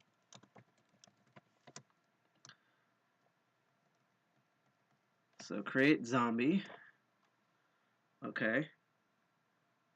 And then we're going to do, I believe it's like this, string. And so we're going to do string memory. So that's what they meant by the first argument, memory. And then we're going to set that to name. And then we're going to do a unsigned, let's type that correctly, integer. And we're going to call that underscore DNA. And then let's compare it to the previous example here. Okay, so it's after the bracket. So we're gonna after it. Is there? Oop, shit. Hang on. Let's go back. I think there's a space. Yeah, there's a space for it. So we're gonna make that public, as they said, space. We're gonna open a bracket, and then we're gonna do a return so that there's nothing in there. It's just an open function that just has the string, the memory of a string and a unsigned integer, and that's public and it's a function, but we have no other details about that, and that should close that declaration, and that should fit kosher with everything else. So let's find out. Okay, so we had an issue here because I'm half asleep. I can't type. All right, that's apparently the problem. So let's see, create ZOM. I goes after the B in zombie side pocket. Get this right. Yep, worked. See, this is what I mean. If I wasn't, I'm stupid, but if I had more brain cells running, I wouldn't have made that mistake. Welcome to this stream. Let's go on to the next lesson here. So we're 8 out of 15. Can't count. So we have 7 more lessons to go, including this one. So we'll see if we can continue on after this. But honestly, I think like probably either between 9:45 and 10 will be good. And again, the next 4 minutes, when I notice, I'll do the lemons for everybody. So now we're gonna now work with both structs and arrays. So we're gonna create a new struct. So the person structure. So yeah, we had that example of the person structure here. So now we're gonna learn how to create a new person in that structure and add them to the people array. Okay. So like here, it says struct person, and then we had details, and then we declared people as its own declaration as people, right? So with this, so to create a new person, nice Easter egg, person Satoshi equals person, and then we have the number parameter and the name, and then you can add that person to the array by doing people.push Satoshi. So you're taking that data and you're pushing that out. We can also combine these together and do them in one line of code to keep things clean. So we can do people.push, and then then we do a common thing, bracket, then person, and then put all that detail in the bracket, and close both brackets, and then semicolon, because I need to remember these things. So they want to note that the array push adds something to the end of the array, so elements that are in order, so that we would add them. So in the following example, so we could do units, which equals numbers, and we can push 5, push 10, push 15.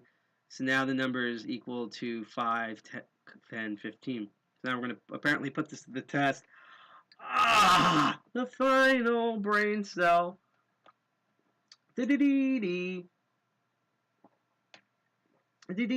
I wish this was vodka. This is just water. It'd probably make me program better. So we're going to fill the function body. Let's see, because this should tell us. Okay, so this is the function body. It's from what we did previously.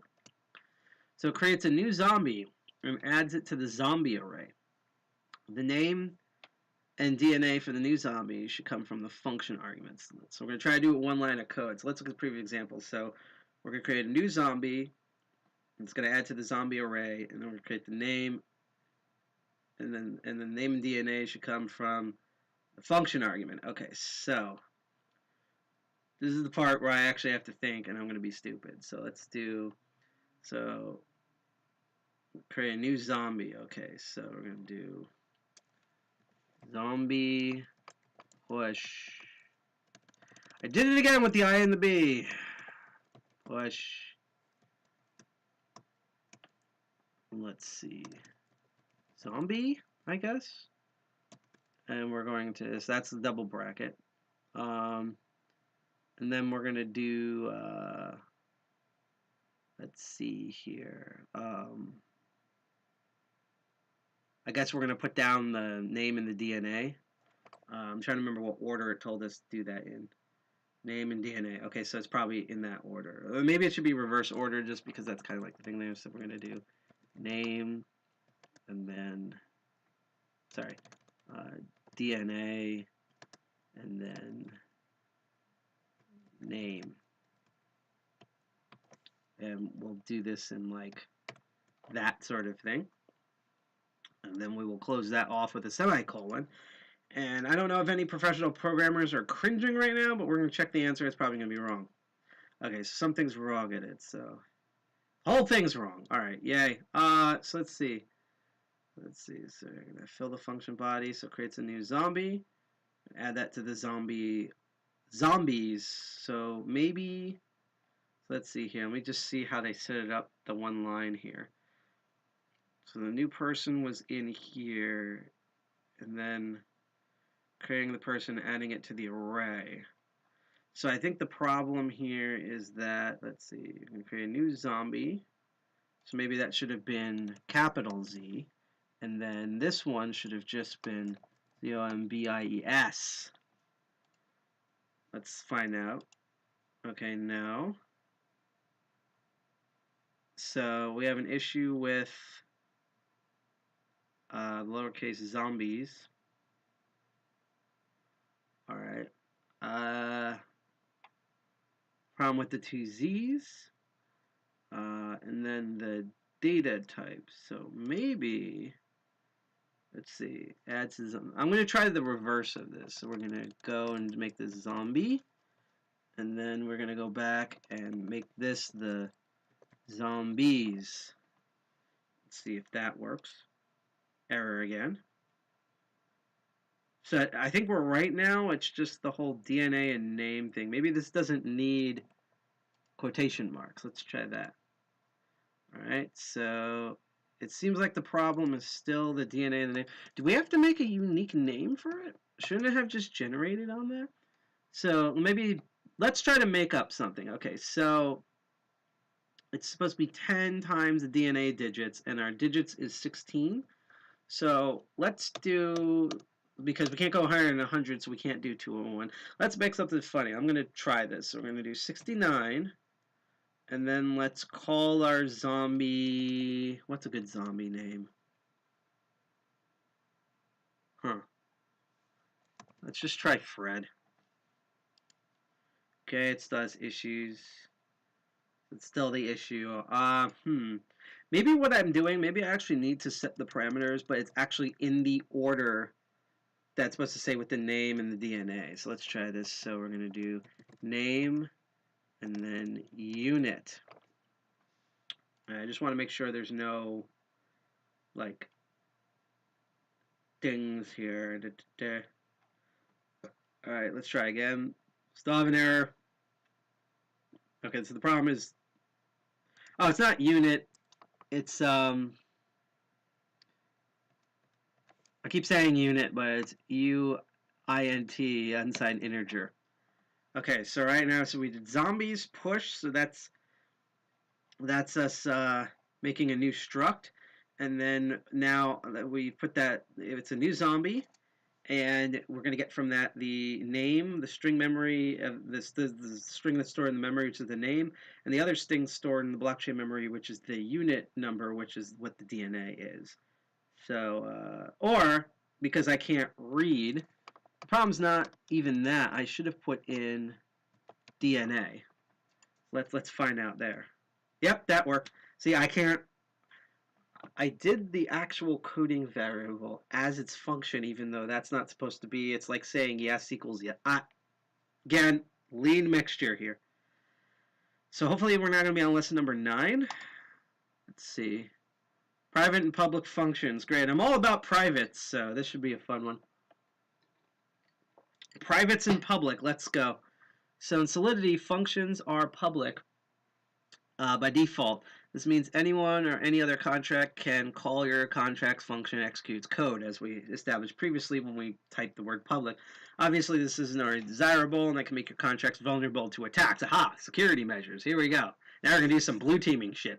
Thus, it's good to practice to mark your functions as private by default, and then only make public the functions you want to be exposed to the world. So this is like 7-card stud, where you have 3 private cards, and then 4 cards are on the table. And so while everyone knows your 4 cards that are out there for everyone to see, you have 3 cards that only you can see, and depending on what your hand is, you either have a low hand or a high hand, and nobody knows, and that's where like everyone sweats and the stakes come in and stuff. I love 7-card stud poker for that exact reason. It's a good training tool. It's a good training tool for social engineering.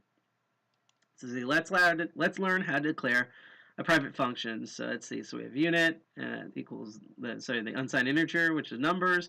And then functions. Then we do underscore add to array, in which then we reference that unsigned integer, which is number, and then we declare that as private, and then we push that to the declaration. Okay, so that means the only other functions within our contract would be able to call this function and add that to the numbers array. So other contracts and programmers and hackers and users can't change that number. Only the actual smart contract itself internally that we've programmed will be able to actually call that function. So that's how you separate the two.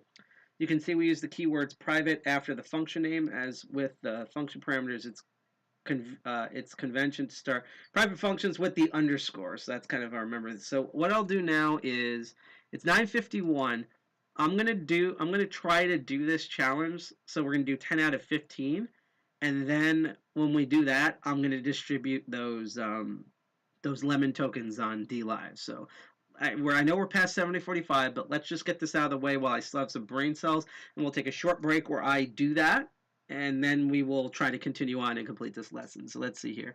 Our contract create zombie function is currently public by default. That means anyone can call and create new zombies in our contract. So let's make that private so that it just runs by itself and no one can go in and just arbitrarily change our numbers and like make the value more than 100 and try to crash the contract. So we're going to modify create zombie to its private function.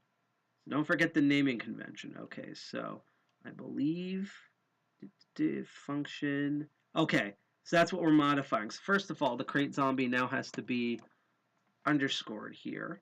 Then we have everything else underscored, I believe. Push. Okay, and I think might have to underscore zombie as well. And then we're going to change this to private. And that should work. No, it didn't work. Okay. So push. Oh, we don't need an underscore for zombies. It's just for create zombie. Let's find out. Yep, that's what it was. Okay, so it's only for, the actual function part you have to do the underscore for. The push part, you don't have, if you actually declared it a name, you don't have to do it for us. That makes sense.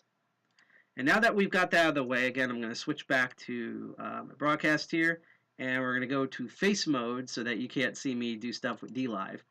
And so now my face is going to be giant. You'll be able to see my crazy hair and the blockchain itself. Don't worry, we're not done with the episode yet. I'm probably going to stream a little bit past 10, maybe even more past 10, but we're going to try this. So let me actually go back and make sure. Okay, good. Desktop audio is off. But again, so right now I'm going to go in, and I hope people are watching on dLive, because now we are going to distribute the lemons. We are going to rain lemons down on you here. So again, if you like what you see here, and you're on Twitch, dLive, or YouTube, you can click that bell, like, share, and subscribe to our channels on those respective platforms. If you send bits or super chats, which we're trying to set up right now, or again, send us lemons because that feeds back into the system. We would love to, we get notifications for those, both auditory and visual. You also see those too. And what the hell? What is going on here? Okay. Huh. That's strange. What is this voodoo magic crap? Hold on. Well, that would explain a lot. For some reason. Huh. Okie doke. That is really weird. Hang on. We're going to go back to here. Guess we're going to test out a technical difficulty here. So I'm going to do that. So the chat works for that. We're having an issue with dLive. That's fascinating. So let's go to Restream here and see what's up. Because if not, that would explain maybe why the dLive followers have not gone up, because let's see. Okay, that's odd. So it's sending data, but nothing's being received. That is strange. Huh. Okay, I'm going to try an experiment. So just as a warning, if anything goes offline, that's why. I'm going to try to reconnect to dLive here. And we're going to see what's going on. So let's see. So I just want to look. Okay, so that was that. I'm going to try turning it off and turning it on again. So let's turn it back on. This is so weird. Let me refresh just to make sure that works. So it's sending data over to dLive, but nothing's working on it. Great. We might have to... Okay, I'm going to try one thing, and then we're going to go back to the lesson and entertain everybody here. Just hang on. Okay. All right, so... Okay, let's see if it's working now.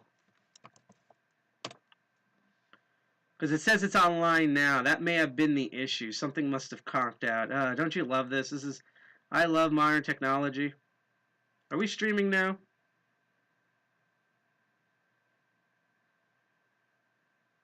We're actually streaming now. Okay. Oh, geez. All right, so here's how all of this is going to work, right? So what we're going to do now is, for all of you I've not kept up here, we're going to learn smart... let's actually flip back over to the chat screen here.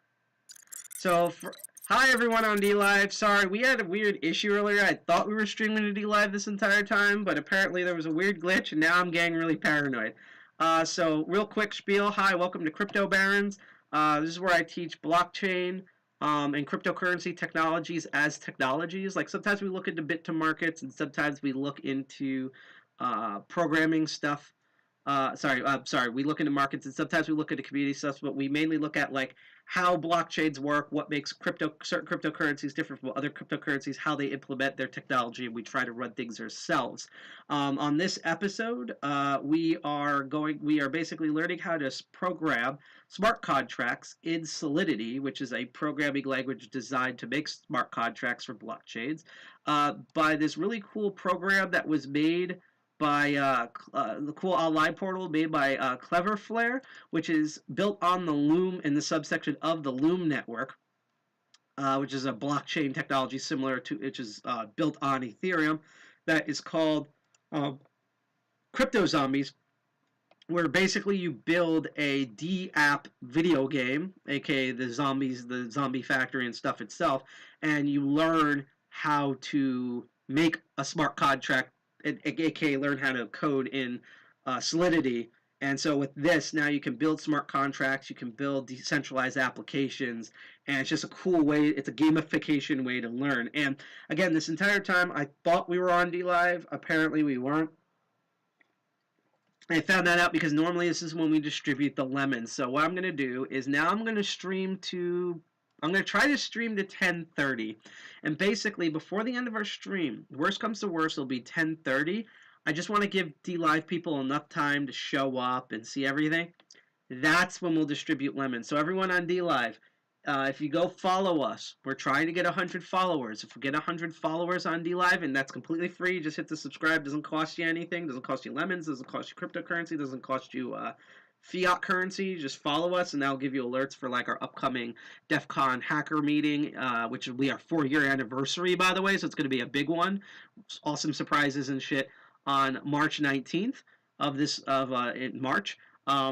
We also have other shows in addition to Crypto Barons, such as my show, The Master of Unlocking, where I teach people lock sport and physical security, and shows like Arch Violence Perspective, which our other co-founder, G.I. Jack, shows off, teaches, and explores his custom Arch Linux system and gaming rig. Yes, he games on Linux, as well as other specials and things. And we're going to be doing a lot of streaming in March, with specials and things. So again, if you want notifications, you can hit that bell, like, share, subscribe on Twitch, dLive, now that it's running, and YouTube. And again, I'm going to give dLive people a little bit more time because, one, I want dLive followers. We're trying to reach that 100 follower goal. And two, let me just double check. Yeah, I'm pretty much going to stream until 10:30. We're going to try despite my brain dying, because hopefully by 10:30 there'll be enough people on dLive where I can distribute lemons, and that will work too, because that will basically end the stream. So if you're watching on dLive, stick around, because in roughly half an hour, we're going to give out a bunch of lemons. And of course, if you want to donate lemons to us, or if you're on Twitch and you want to send us bits and stuff, we get alerts for those too. So now that everything's properly running, let's do this. So we've done a couple of courses basically so far. What we learned in this CryptoZombies learning platform game, we're trying to build a zombie factory. And this is teaching us basically how smart contracts are structured and how the Solidity programming works. So let's go line by line. So this first line here, which is actually a cool, interesting feature of Solidity, is not only do we let it know that it's going to be a Solidity program, but it also lets it know what compiler to use. So in this case, any compiler above a 5.0 range, but it has to be lower than 6.0. That's the optimum we're using for this particular smart contract in order for it to compile and run. We created that contract, which we've called Zombie Factory, because this is where we're going to literally make the zombies here. And we learned about unsigned integers and signed integers, which is a type of variable unit. And we created, because zombie DNA, in order to mix and match the parts visually, is 16 digits. And then we verified those digits because we learned how to do math operators, and the double multiply sign, aka the double star, is actually checks for remainders. So if we check for the remainder, 10 equals whatever the DNA digits were entered, that's way we don't divide the program by 0 and crash it. Then we learned structures. So we introduced a structure called zombie, which has two things: a name, which is a string integer type, and another unsigned integer, which is the DNA number that feeds back into the unsigned integers that we declared. And then we learned how to make an array. And so we publicly declared zombies, so you'll be able to see the zombies. But what we just learned last time was to private, aka the stuff that only the contract can see and not the people see, which is how when a new zombie is generated here. So it would create a zombie with its name and DNA. You'll notice these are underscored. That lets know that these are declared. And then that will push it to the zombie array with its name and DNA for public viewing. That's how it works. So now that we're all caught up here, and again, I apologize for all the people who are currently watching or trying to watch on DLive because for some reason it was not streaming. Again, we're going to stream until probably 10:30 now. So 10:30, we'll distribute the lemons, and then on Twitch, we'll go raid someone else's stream, and I'll thank everyone. And again, thank you for people who've been watching, following, and putting up with me so far. I'm literally trying to learn how to program a language I have never programmed in. I normally program in like Ruby, and I know like JavaScript and stuff like that, but I've never tried Solidity. Soliloquy. That's probably another language too.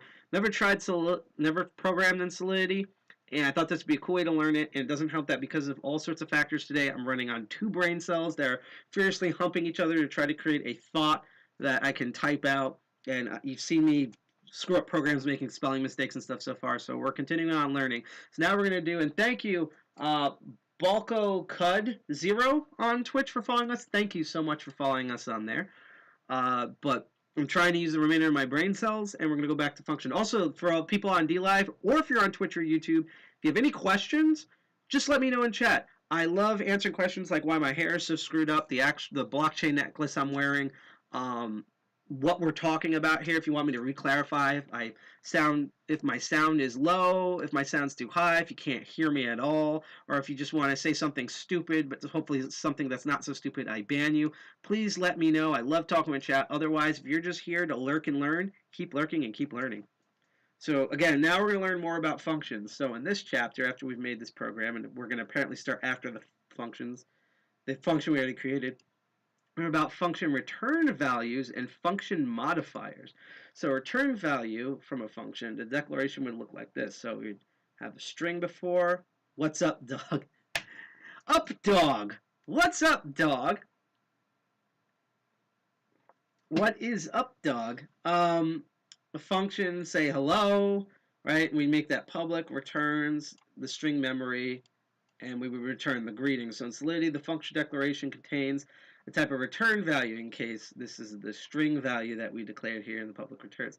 So the function modifiers, if I can get the scroll correct here, the above function doesn't actually change state in Solidity. Okay, it doesn't change any of the values or write anything. As we learned before, we can declare variables and integers in such a way where if we make future modifications, it will just spin off those modifications but leave the original integer alone.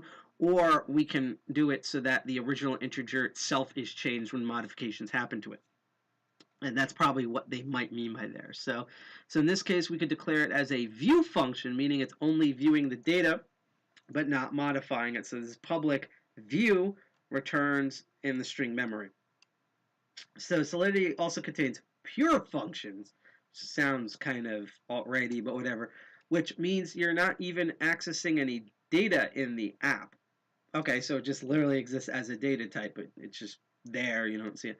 So this functions multiply unit A, unsigned integer A, unsigned integer B, private pure returns and that integer, and so it's just used as a number, but it's not publicly viewable for anybody. It says this function doesn't even read from the state of the app. It returns value depends only on the function parameters. So in this case, you would declare the function as pure, as we said. It says note here, it may be hard to remember when to mark a function as pure or view. Luckily, they say the Solidity compiler is good about issuing warnings to let you know when you should use one of these modifiers. So similar to Java's terrible and annoying garbage collector, it lets you know so it doesn't run automatically and divide by 0 like the way C programs use. So now we're going to put this knowledge to the test, God help me, and we're going to create a helper function that generates random DNA from a string. So that way it just randomly enters numbers and we can create a variety of zombies without us having to input every single zombie. So now we're going to create a new function, and it's going to be private, called generate random DNA. It's going to take one parameter name, a string, which we're going to underscore it, and return a unit. Don't forget to set the data location of the string parameter to memory. This function will view some of our context variables but not modify them, so we're going to mark it as view, and the function's body should be empty at that point, and we're going to apparently fill it later, probably in the next 5 ones. Okay, so I just want to look up here just so that we kind of get like the overall. So the thing we're going to do is private function called generate random DNA, and it's going to take a string, one parameter string, and a unit, and the data, or set the data location of the string parameter to memory. Okay, so let's see. So we're going to do, okay, so we should be able to do function. We just want to see where you put the private part. The private part. Okay, it's afterwards. All right. So function, and I'm just going to go ahead and do private. How about we type that in correctly here? I'm going to skip back. And underscore gener8. Gener8. It's like Pokemon. Random DNA. And let's see, it's going to take one parameter, string memory, and we're going to declare that as str. And we're going to return a unsigned integer. I'm going to assume that's what it is because we haven't declared what the integer actually is. And then I just want to scroll up just to make sure I have this correct. Okay, so it's private, and we're going to set it to view, then not those brackets, fancy bracket, and then underscore, and that should do it. And I just want to double check here to make sure it says hello. Oh, and we're going to return.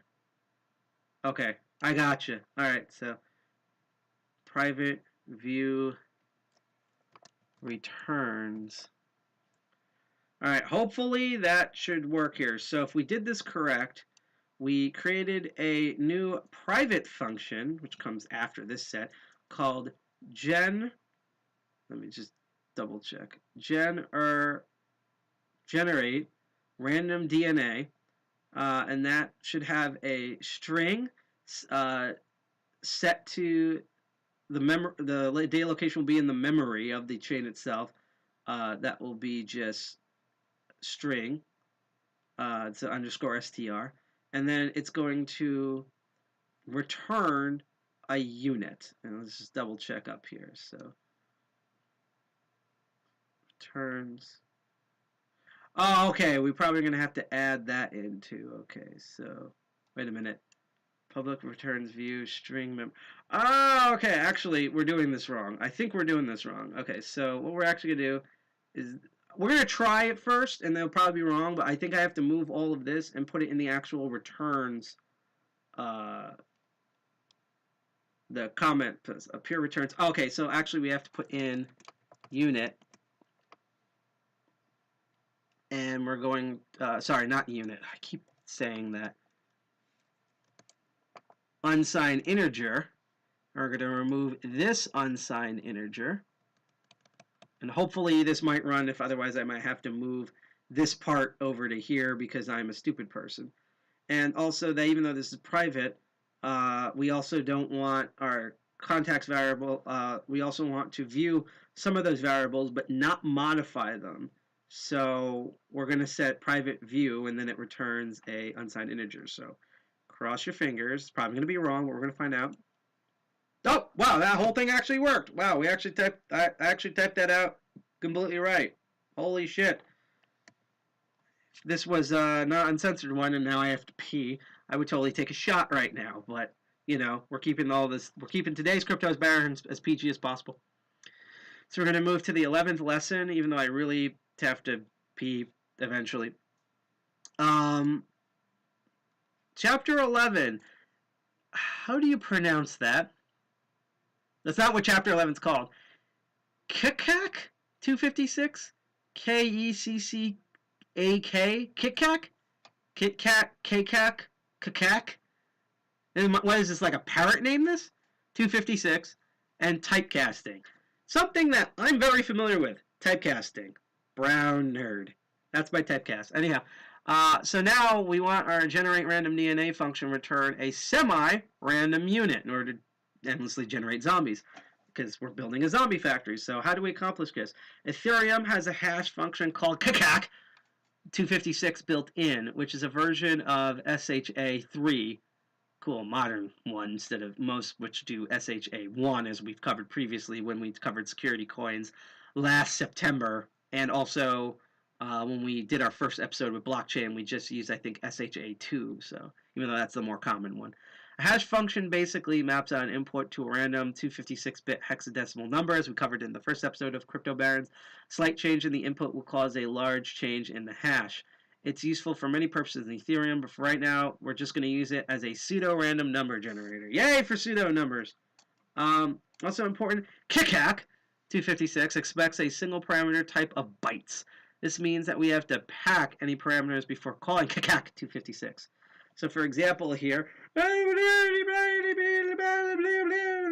Kikak, let's see, Abby.encode packet, beep, and then is Kikak 256, Abby encoded pack, C.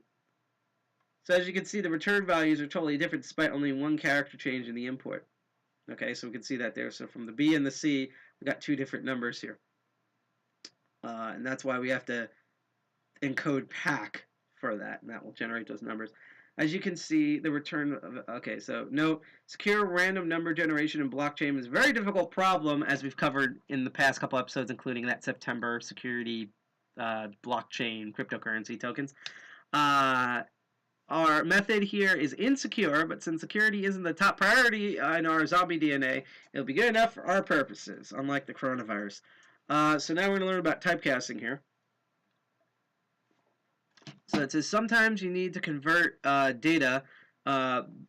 between data types. Take the following example. So we're going to take unit 8, so A equals 5, unit B, which equals 6. It's going to throw an error because A times B returns a unsigned integer, not, why do I keep saying unit, unsigned integer? Now, unsigned integer is 8. Yeah, because, yeah, it was 5, 10, 15, 20, 25. Yeah, it's 30 instead of 8. So, let's see, so we have here C equals, so that's what caused that. So we have to typecast B as a unit 8 to make sure it works. So it knows what type of unsigned integer you're doing. So in this case, instead of doing C equals A times B, it's C equals A time, and then it's B, but we've now declared it as a unsigned integer 8, so it knows what the hell it is. In the above A times B, yeah, we just covered all of this. Now we're going to put this to the test. So let's see which place. Okay, so we're going to fill this in our generate random DNA here. The first line of code should be the kickack 256 hash of abi.encode packet SDR to generate a pseudo random number hexadecimal, typecast that as a unsigned integer, and finally store the result in a unsigned integer called rand, because we're randy here. We want our DNA to be only 16 digits long. So remember up here with the DNA modules, so it's 16 characters, and it double checks by using the modular thing here. So the second line of code should return the above value for modules as percent DNA modules. All right, so what we are doing here is, okay, so let's see, we're going to do kickack 256, and we're going to bracket this and do abi, not classical abi, just abi, encode packed, and then our string from earlier. Let's just double check that I did this correct. Okay, so it does end with one of these. Oh, what the? Okay, so that's the double one here. So it's with the string. I don't know if I have to do quotation marks here, but we're going to find out shortly. And then we want our DNA to be only 16 digits long. Okay, so we have to typecast how we did the typecast earlier. Okay. So we're going to typecast it as a unit and finally store the result in the unit called rand. Okay. So need to think here, and it's hard to think when you have to pee. Let's see. So typecast is unit and finally. So we're, from what I understand, we're going to typecast the string as an unsigned integer, and then we're going to store it in an unsigned integer called rand. Okay, so let's see here. So let's typecast this. So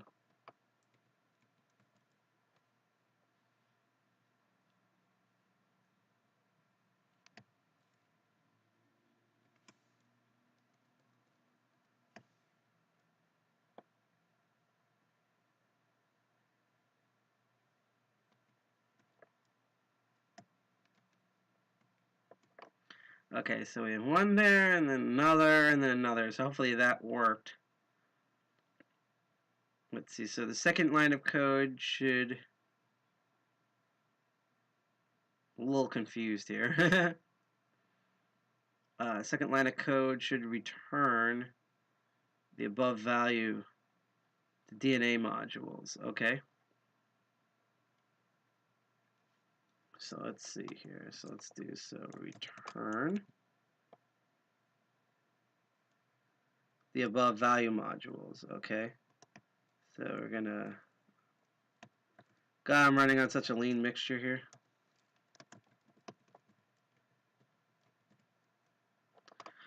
Alright, I think this is going to be wrong, but we're going to find out. Yep, it's wrong. Alright, what went wrong? Is everything wrong? Okay, so did I type the kickack thing wrong? Let's see. Yeah, it's 2 C's and a K at the end. So that's one thing. Let's try running again. What's now wrong? So the part which is what I'm getting confused by is typecasting the unit. So we're trying to store the unit as rand. I'm trying to think about what. Also to note, what would probably help too is putting goddamn semicolons at the end. Let's try running it. See what's there. Okay, so we still have the same problem. Let's see here. So we're hash of that. We're going to generate. Let's see. Generate a pseudorandom, typecast it as a unsigned integer, right? And finally store that as rand. let me think here. So I'm looking at the previous, we did functions here. So, trying to figure out what it wants. So it seems like it has a problem with this part here. So let's see. So it wants us to generate, and that's the thing here. So we did that before. Let's see, encode packet. Yep. Is the string, right? So we want to do that. Maybe it needs to be a separate thing from the outside. That might be it. Let's try that. So I'm just going to go back to its default stuff here.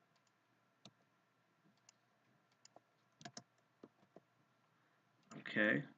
I know that's a problem down there, but let's see if we made this worse or not. Okay, so when we put it on the outside, it also caused problems too. Let's see. Store the unit on RAM. See, it says the second line, but in my brain, this should work as 3 different lines, correct? So let's see. So we have to do that, and it's typecasted as unit.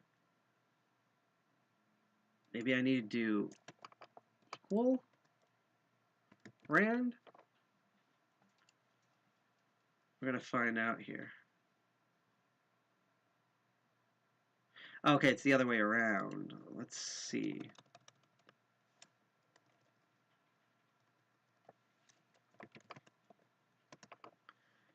And then unsigned integer that. Try running it again, see what results we get. That whole thing is wrong. See, I don't know exactly what it wants us to do here. Now with the modules, it showed that. So let's try if we got rid of brackets, would that change anything? Okay, so that worked. We didn't need brackets. But what I'm trying to figure out is the whole typecasting it. Unless someone else in chat has an idea, typecasting it and returning it. You know what I'm actually going to do is 10:22.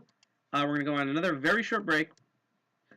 And play a little bit of music and stuff like that. We're going to do the end of the chiptune thing, and then, because I need to go pee, and then we'll try to beat our head against this thing. And again, if it's 10:30 or slightly beyond 10:30, back when I come back from peeing, we're going to go and drop off the lemons, and then when we're finally finished with this whole thing, because my brain, I'm getting like big-brained, like, you know, cosmic energy going on right here, we will go raid, and we'll end the show, and we'll raid someone else's stream. So just give me one moment.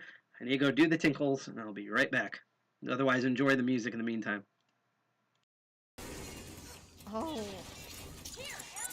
Yeah, give me the ammo. Yeah, give me all the ammo. Oh. Booker, the lines are clear. Oh, yeah, but I'm getting pounded. Getting pounded. No, they destroyed my gun. They destroyed my gunner. Ah! Get Ozzy! Get Ozzy! Strikes you down to win, but you've always had a knack for self-destruction. Who's to say? Oh, no, not this way. Oh, no, not this way. I thought you liked good pounding. Yeah, but on this game, it results in death. Maybe not so much.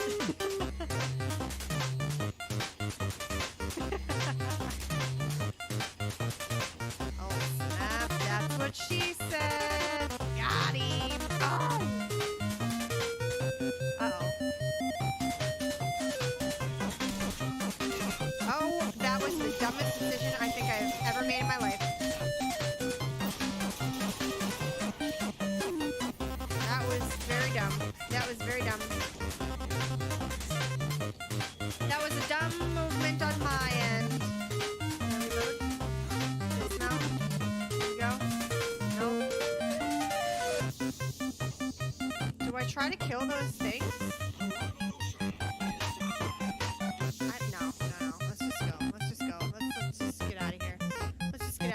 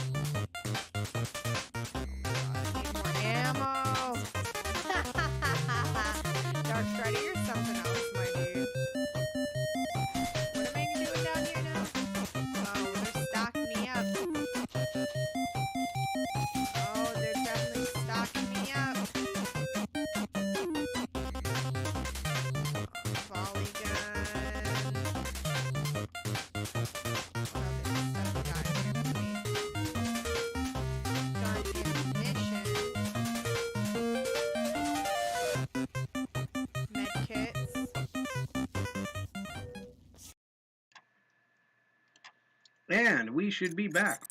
Give me a couple seconds. I just want to make sure the audio comes through. Welcome back to our show. Crypto Barons here while I bang my head against the wall of trying to figure out what they're asking for. Awesome. Bang our head against the wall of what exactly. So it seems like we have everything right in this program test here because we're trying to build a zombie factory in Solidity, which is a smart contracting language. Basically, we're trying to build this dApp game, and the first part of it is a zombie factory. In order to learn Salinity, which is a language of how to build smart contracts, so we could take this and eventually learn how to make actual smart contracts and decentralized apps. And so I'm trying to figure out what they want here with the whole. It says here you have to typecast that to unit and finally store it as. Now the thing I'm thinking of is that does it want us to do the whole thing in the encoded packet? Maybe that's it. So I'm going to shuffle things around. If not, unless in chat you folks can figure out an alternative method here, I've given up, and then I'm just going to be like show the answer because I honestly don't know what else to do. Like I literally don't know. Also to note, 8 units. Oh, maybe that was the problem. Hang on. Here's an idea. We're going to try 2 different things. So we're going to try that other idea last. Let's do this. So it should be a... Oh, not a unit, a... Right? And now we'll do the actual equation here. Which apparently I screwed up here. So this is an 8 called ran. So we're typecasting the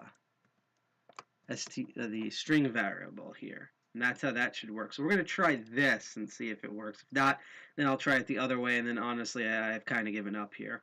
Just want to double check to make sure about the whole... okay, so that is attached to that properly. All right, so let's try again. That didn't work. What didn't work? The whole thing didn't work. Ah! Alright.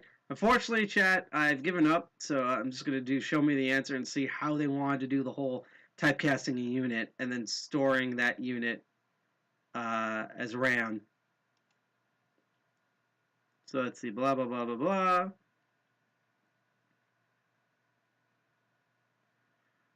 Oh, geez, really? Okay, so that was just poor wording. All right. So what you have to do here, okay, is you have to declare the whole thing is an unsigned integer called rand.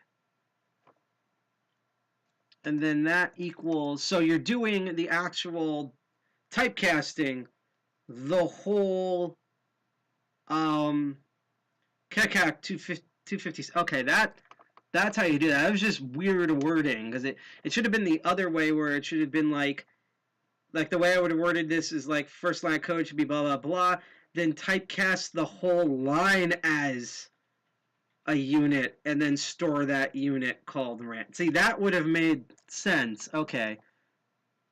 So you're doing it as random and then the unsigned integer. And now you do the KCAC 265 Abby encode packet string. And that's going to be 3 different brackets to close here.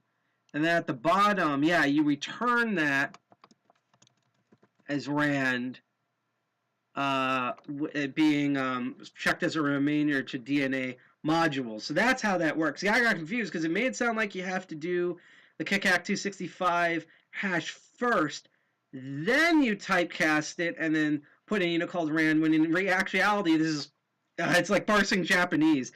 You had that they want you to do the KCAC 265 declaration, then put that whole thing as declaring it unit as rand and typecasting it as a unsigned integer. That's how that was supposed to be read. So all they had to do was just said typecast the whole line and then I would have probably did something similar to this. That was just confusing.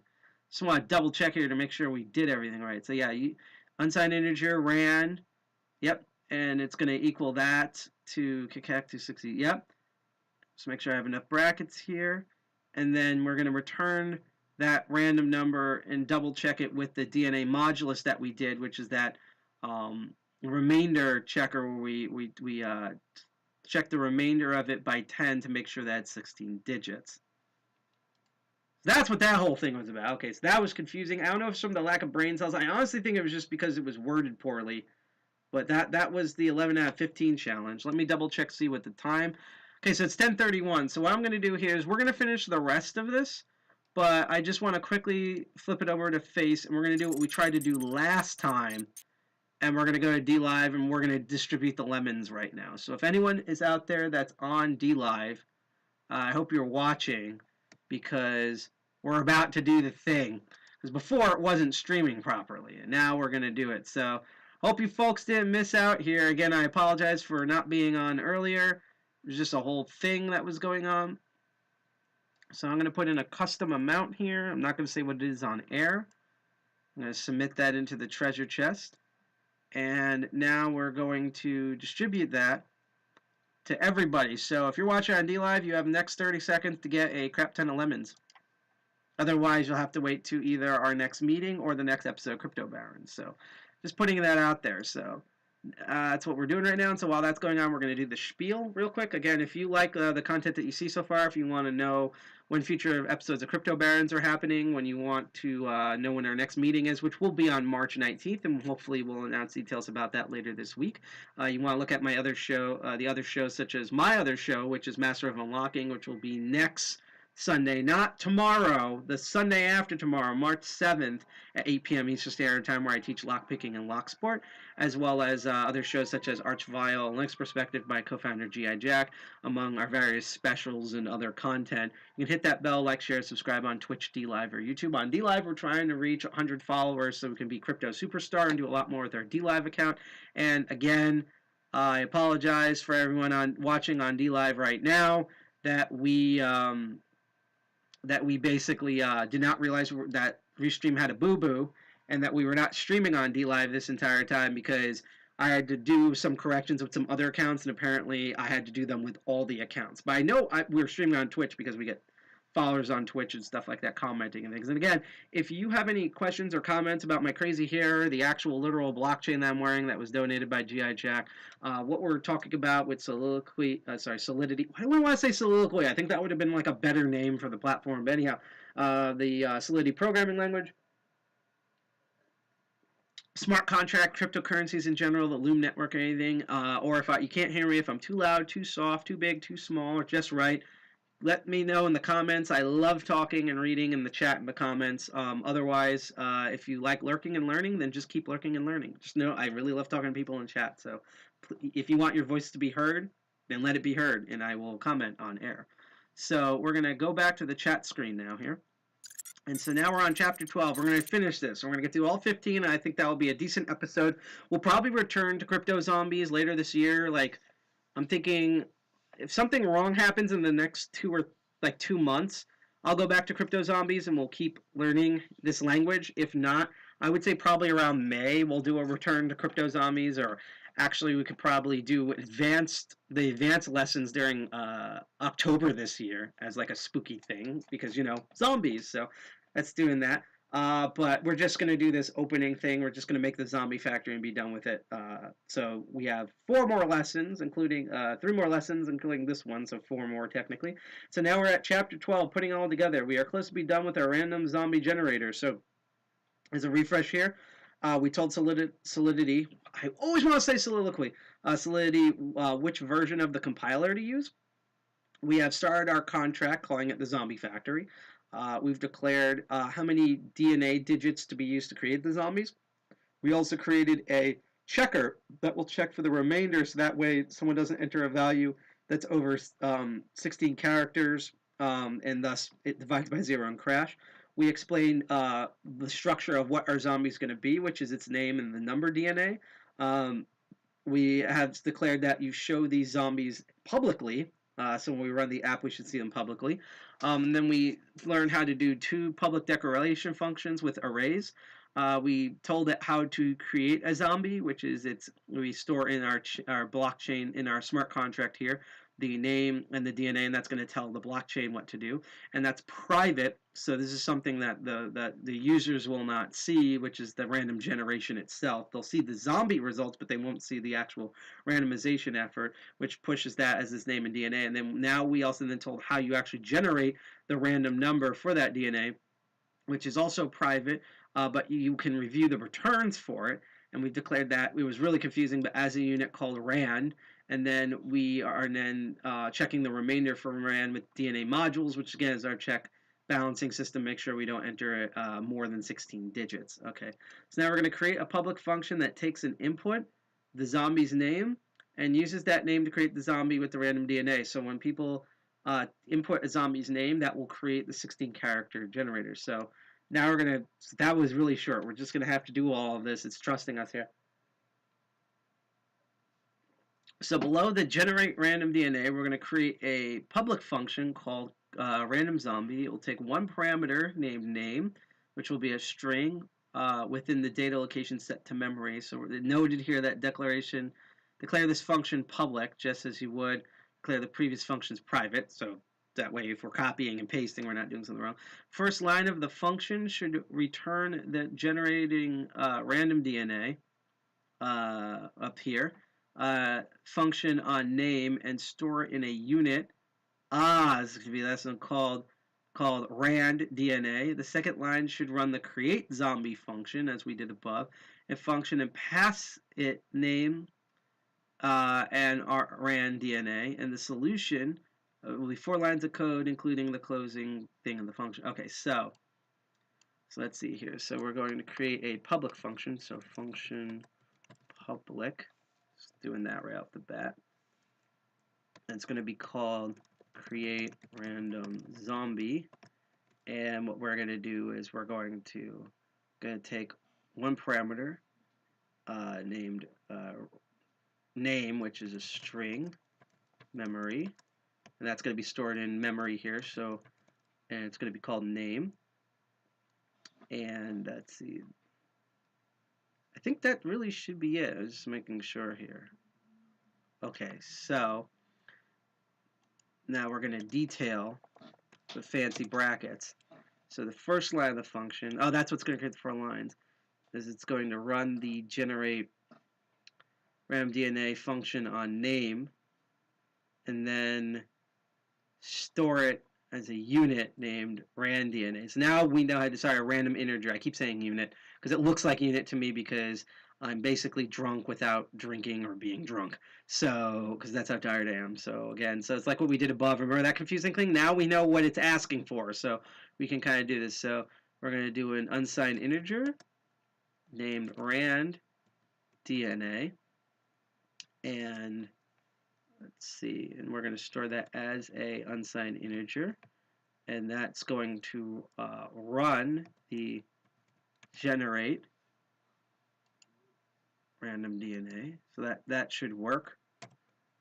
And then the second one should run the create zombie function and pass it name rand DNA. Okay, so I guess we're going to return this.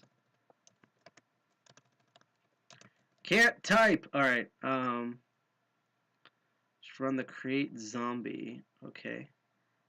And then name and rand DNA. Okay. So just trying to think here. I'm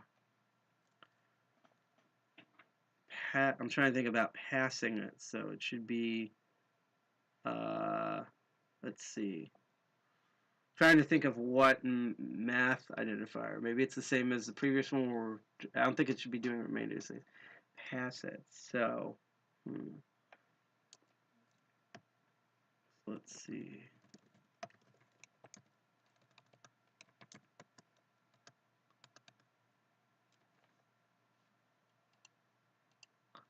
Create zombie. And let's see here, and it says it should pass it. I'm kind of confused what they mean when they say pass it, though.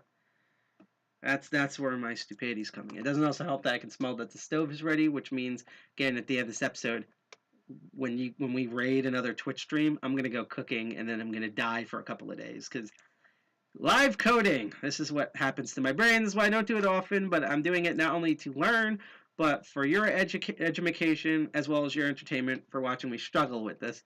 Like I'm like a toddler or something. So let's see. Solution page before. Yeah, this should be the last line of code. So let's see. It should run. Is run its own? No, it's not. Okay. To create zombie and pass it. Let's see here. Name. Maybe it's plus RAM DNA.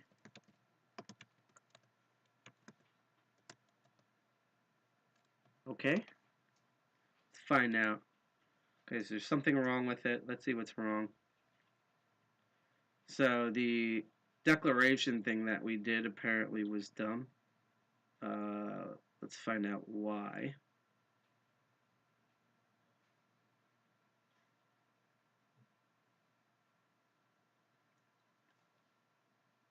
Because let's see. All right, so the problem with this. Okay, so we added a space. That was the first problem. Let's run that again just to make sure if that just solved that problem or got the rest of it out of the way. Okay, so the main problem is down here. So our DNA, let's see here. So it says do that, store it as a undeclared integer. So that should, I don't know why it's doing that. Let's see.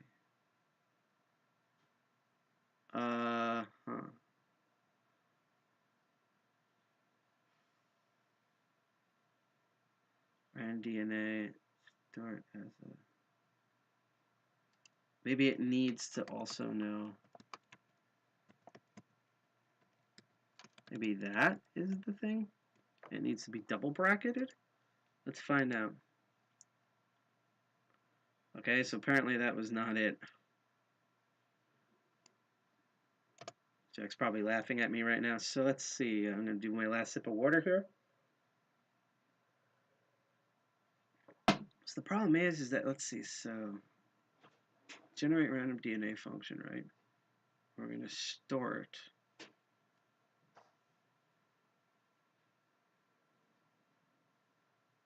Maybe it's because we already declared this part. So maybe we actually don't need this part. We just need the generate random DNA. Maybe that's it.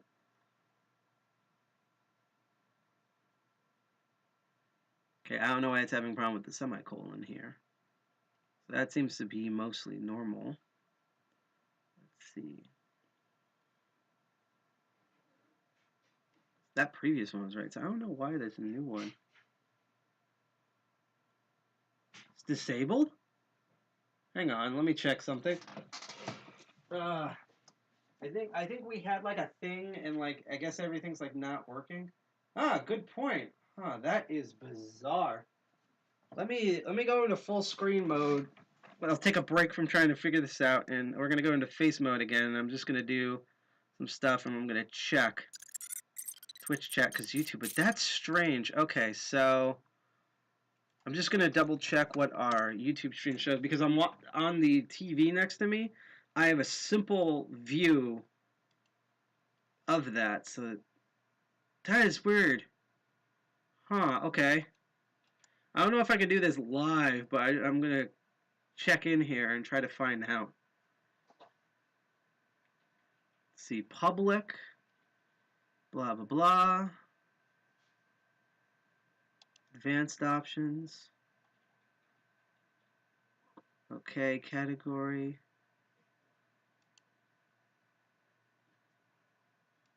Let's see, learn more. What's going on? Oh, it's this bull crap. Okay. Alright, yeah, this is a new thing from goddamn YouTube. No wonder why no one's been chatting from YouTube. Okay, so, now I know this. So, the sad thing is that I set this to family-friendly mode, right, on YouTube. And I forgot about this. I'm going to switch back now. I legit forgot about this. that when you set everything to family friendly mode, while that way there's not like people being like, oh, what do they have, like naked goblins on here? I'm gonna go away. YouTube is so obsessed with making sure it follows COPA, which, by the way, was reinforced and remade when Sesta Fosta, the one that targets sex workers, was a thumbs up big hit. So then they were like, let's add the same things to COPA. And COPA is now so horrible that when you set it to like normal mode on YouTube, it automatically disables the chat, so that way like pedos aren't on the chat and try to like lure one of our followers over in the live chat. So yeah, I forgot that. Okay, so now I know for the YouTube to actually set it to mature mode, so that one, I'm pretty sure no one really cares about the people who are watching, and two is because that will enable the chat. So I completely forgot about that. So that's my bad for that. I'm going to be doing on my next personal live stream, I will set it up with those functions on Twitch and we'll see how that goes. So that was, I mean, it's really stupid that YouTube is like that, but that was also my boo-boo, because in setting up all this, I'm having a bad day. In setting up all of this, I completely forgot that's how YouTube is now. So yeah, and because it's live right now, because of the way I have it set, I don't think I can disable it. Actually, let me switch back to face real quick. I'm going to try a different method and see if I can, while the live stream is going, change it into something else. So we're going to find out real quick. That way I know if I realize I can't do this live, then we'll just make it whatever. So, and then I'll go back and if I can't figure it out, I'm going to once again just give up. And let's see. So we're going to do no, right? And show more. See, now it shows up. So I'm going to save it. I don't know if that will change anything. I'm actually going to switch this back over to like the display mode. God, I love this. It's amazing how like Twitch is working completely normal, but DLive and YouTube just screwed up because of coding and policy. So I'm actually going to, you can kind of see me off camera here. I'm actually going to exit out. And I'm going to exit back in. I want to see if it changed. Yep, now the chat works. Chat is now enabled.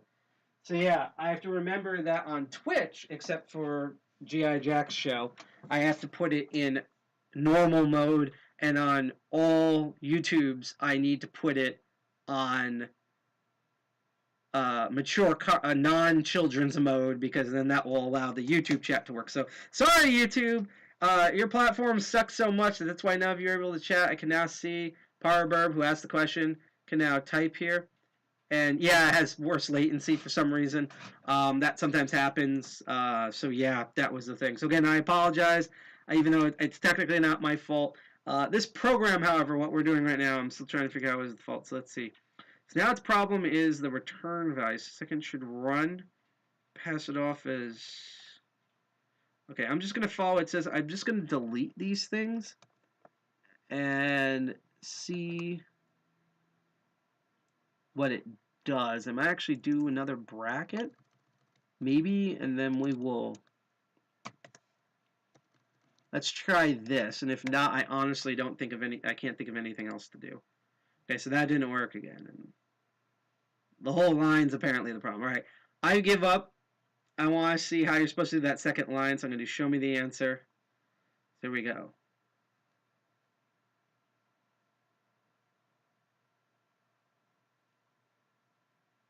Oh, so we had the bottom part right, I guess.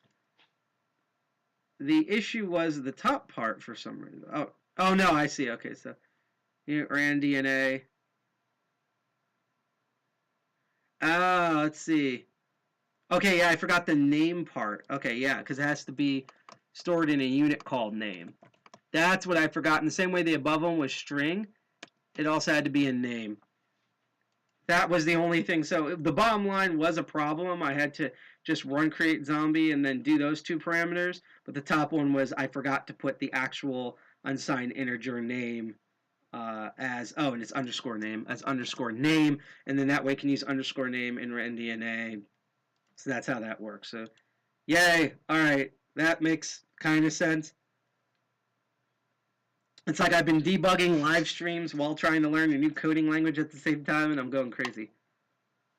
So chapter 13, lucky number here is events. So our contract's almost finished. Well, I said that the last time. Now we're going to learn about events. Events are a way for your contract to communicate something that's happened on the blockchain to your app's front end, which can be listening for certain events and take actions when they happen. It's like how I described earlier with the smart contract, that if it sees something, it will then basically alert either everyone on the chain or the correct authorities for that chain or to do something. So example here. So you do event, so integers added, and you do like a math equation, and then you detail the function. So you add those units together that you just declared as public, and then return that to the unsigned integer, and then the results should be that, and then fire an event and let an app know the function was called. So now you admit that the event here of that plus that and the result, and then you return that if the result. Okay, your app front end could then listen to the events right now. A JavaScript implementation would look something like this. So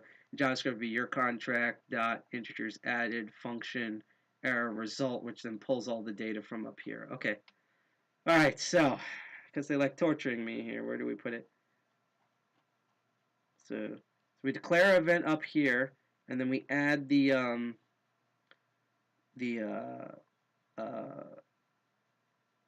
you fire the event in the create zombie function. Okay, so the first thing we're going to do is we're going to declare an event called new zombie, and it should pass zombie ID, which is a undeclared integer, a name, which is a string, and DNA, which is a unit.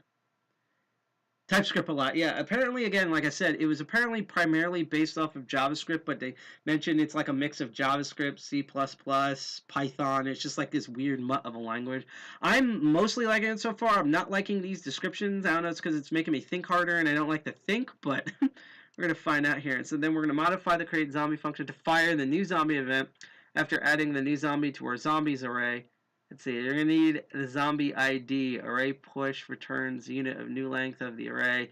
Since the first item will be an array, the index is 0. Array push -1 will be the index of the zombie we just added. Store the result of zombie.push 1 in a unit called ID, so you can use it in the new zombie event next line. I just want to compare it for the TypeScript and see how to baby. Yeah, no, that's a good description of this. I just want to see up here. So events. We're going to declare all of these, and then, okay, function, add, okay, let's see, event up here, and then you fire that, okay. So there's all this, and then you fire, because what I'm trying to figure out to do is if I can put if I have to put this function stuff at the event, or if this is just a modified version of this function part down here. I'm going to try the second thing that I said. So first we're going to declare an event. Okay, so an event that, all right, so do event new zombie. Spell zombie correctly. I want to make sure I have the spacing correct. Okay, so it is that. Now let's put everything together. So we're going to have and I just want to double check to make sure how it stores. Okay, that's how it goes. So we're going to do an unsigned integer called zombie ID, and then we're going to have string called name, and then another unsigned integer called DNA. That should be that up there. And now again, it says down here, modify. And that's how we're gonna to fire it, the create zombie event, to fire the new zombie. So I just want to see here. That was called. So it's gonna be down here. So we're gonna emit. And let's see what it wants to do here. So we're gonna have it emit new zombie. Let's see here. And that and that. Okay, so it's the parameters that were above. I want to make sure I get this correct too. Oh, did I put a semicolon after the? No, I did not. Let's solve that right there. And first of all, let's spell zombie correctly as well, because I'm an idiot. It's new zombie, right? There we go. Okay. I'm just making sure here because I'm like super paranoid. So we have zombie ID, name, DNA. That should fire it. Okay. Unless we had to add results or something. Let's see. New zombie. Sorry, new zombie event after adding it. After adding the new zombie to our zombies array. So we have to actually add this here. So let's, I think so. So an event need the zombie ID. Array push returns a unit of new length. The array, and since the first item of the array has index 0, array push 1 will be the index of the zombie we just added. Store the results. Okay, so that was the return results. So do we need to add result in it? I think we do. So let's see. The result is zombie push in a unit called ID. So you can use the new zombie event in the next line. All right, so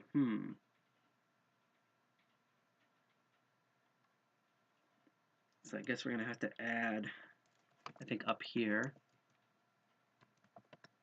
ID, right? Because that's what it showed similar up here, where you had these different ones, and then that. Result. Down here, the functions here. Just double checking here. So blah, blah, blah, blah, blah, blah, returns that. Okay, so then down here we're going to do return ID. And then let's see. And then we're going to calculate the result here. Okay, I see what happens. All right, so.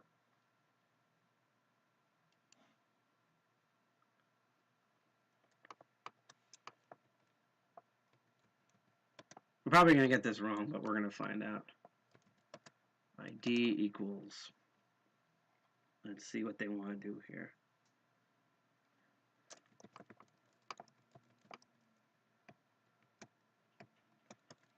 So we're going to do that. Hopefully that will work. It's probably not going to work, but we're going to find out. So let's see. So the problem here is the new zombie doesn't need that. And then let's scroll down. So first of all, we were missing semicolons. So I just want to add those, get those out of the way, just see if they change anything. We're going to try again. It's probably going to highlight the same stuff. Okay, so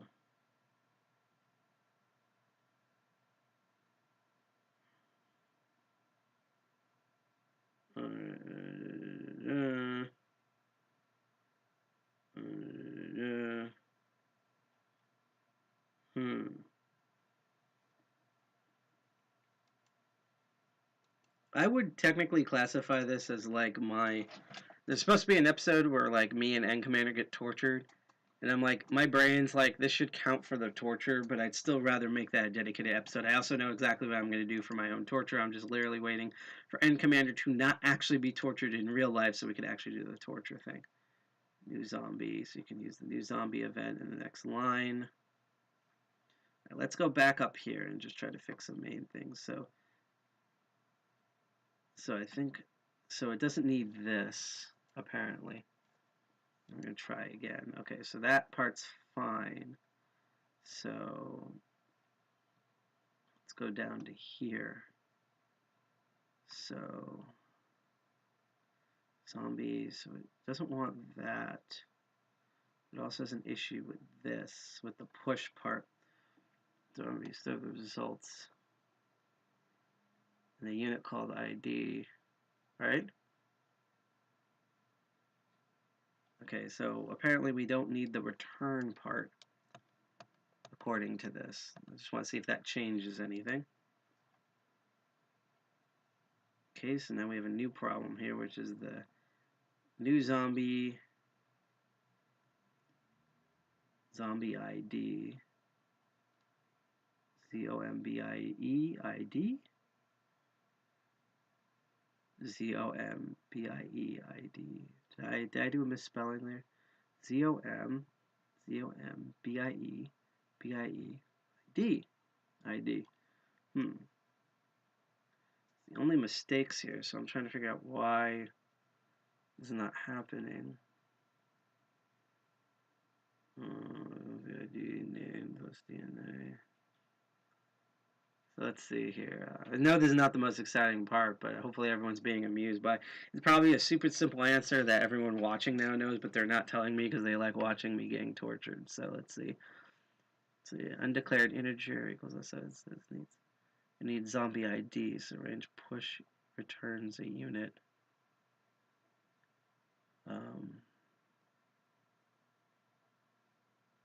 Returns a unit initial ID of a new length of the array. And since the first item in the array will be 0, array push that -1 will be the index of the zombie we just added. Store the results of that in a unit called ID. Using these zombies in the outline. Alright, I'm going to admit again that my brain's on a low mixture, so I want to see what it says what we should do. Because I'm like really dead right now. So let's see. So zombie push part's not the problem. Hi, Enrang. Yeah, I just turned the chat on YouTube because I forgot about how much YouTube kowtows to COPA, or COPPA, or whatever it's called. So I forgot that you have to actually set it into non-child mode in order to enable the chat. So for all the people who weren't able to talk about on YouTube earlier, I apologize. Now I know I'm going to write that in like my show notes and stuff to make sure to do that for future stuff. But yeah, hi, welcome here. I'm now struggling with some code right now. We're learning Solidity by making this like dApp game called CryptoZombies. We're making the zombie factory to start out with in order to learn Solidity, in order to learn how like smart contracts and decentralized apps work. I thought it'd be a really cool thing. It's based off the Loom network. And again, if you'd like to see me struggle here on Crypto Barons, if you want to know about future crypto episodes of Crypto Barons, as well as our next meeting, which will be our 40th anniversary on March 19th, and other shows like Archvile, A Linux Perspective by our co-founder G.I. Jack, my other show, The Master of Unlocking, about lock sport and physical security. You can hit like, share, subscribe, and hit that bell on Twitch D Live and YouTube. And again, if anyone has any comments, questions, as long as you're not a dick about it, you want to know more about my this actual physical blockchain that was lent to me by our co-founder G.I. Jack. As you can hear how tired I am, I know about my crazy hair, or what we're doing right now. Or if you can't hear me, or if I'm too loud on the stream, please let me know in chat, because I love talking with chat, because that distracts me from this coding here right now. Otherwise, keep learning, keep learning. So let's see. So we did the declare initiator IG. Oh, okay. Array. Oh, I didn't read the. I thought it was array push. It was zombie push. Okay, that's where I'm stupid. So yeah, so it's supposed to be the name of the array is zombies. So there we go. So zombie push, and then we're gonna push. Yeah, these are the parameters. So we're doing the two parameters: the name, that's what we wrote here, and the DNA, right, in that bracket. Yep. And then that itself is going to be -1. And then for the new zombie, yep, I literally took it literally, so it is just ID, and then the name of the DNA, except I also forgot to put underscores like what we did above. That was my two issues. So I named it wrong. It shouldn't have been array. It should have been that, and then that's why I can write the two unsigned integers, and then I have to let that emit to the other to the new zombie so that it can trigger that event, which is what I wrote up here. That's what was wrong, I think. Except for the top part where, let me guess, I probably have to put more underscores. Let's see what's the new thing now?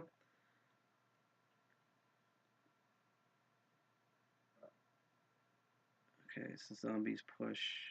Okay, so we don't need that line anymore because that's where I got confused, right? And then let's see. Push. Right, double brackets. So zombie. We add a bracket, and now automatically dual bracketed. So now that should work. Yep, that's all that was. I can't read. So one of our says, will there be anything related to malware analysis for reverse engineering? Okay, so I want to throw them under the bus for this, but sometimes, occasionally, either N Commander or GI Jack might talk about things like that. I don't know if they have anything in the demo, but they might do that. I will say your best luck. Well, reverse engineering, do you mean just with malware? Because I can tell you right now, N Commander's entire shtick is reverse engineering old software, and sometimes GI Jack does reverse engineering in order to figure out how to make programs work and to update his programs and stuff like that. But particularly if you're looking for malware analysis, I would say probably look to, I know this is a crapshoot, but again, we have a meeting third Friday every month. This one, we're not going to do malware analysis probably because that's our anniversary. It's going to be more of a hangout with special guest type of stream where we're just shooting the shit, even though we are going to be talking about hacker stuff, as well as drinking and doing a bunch of other unscrupulous things. But like, I'll put it this way: in January, we did a huge thing about reverse engineering malware. So I would say look at our future third Friday of every month meetings. Again, they happen every third Friday of every month, and we live stream them now ever since March with COVID. So that's where you'll probably find stuff like that. Also, that speaker that spoke on January, we're currently in discussions with him to do an entire segment on our blog. So if you go to our website, which I'll put in chat right now, which is defcon201.org, right here. You can actually click our on the side for news. That will bring us to our Medium blog. If you're even more confused where our Medium blog is, here's our link tree that has our social media on it. Yeah, he's not really a reverse engineer person, but I've seen him just do that again just so he knows how certain things work and stuff like that. But the person who did an awesome deep dive into reverse engineering some malware, we're currently talking with him to doing a dedicated blog series on just reverse engineering malware on our Medium blog. And we plan on having him back in the future to talk about, because every month he's doing something new. So in a future meeting, again, your best bet is to look up what every third Friday of the month is going to be. We usually let people know 3 days to a week in advance, possibly even more. But that's your best bet of looking up malware reverse engineering. So just keep checking our blog and keep checking when our meetings are, and that's probably the most likely you're going to particularly deal with reverse engineering malware or malware in general. Just letting you know about that. Thank you for that question, though. I appreciate that.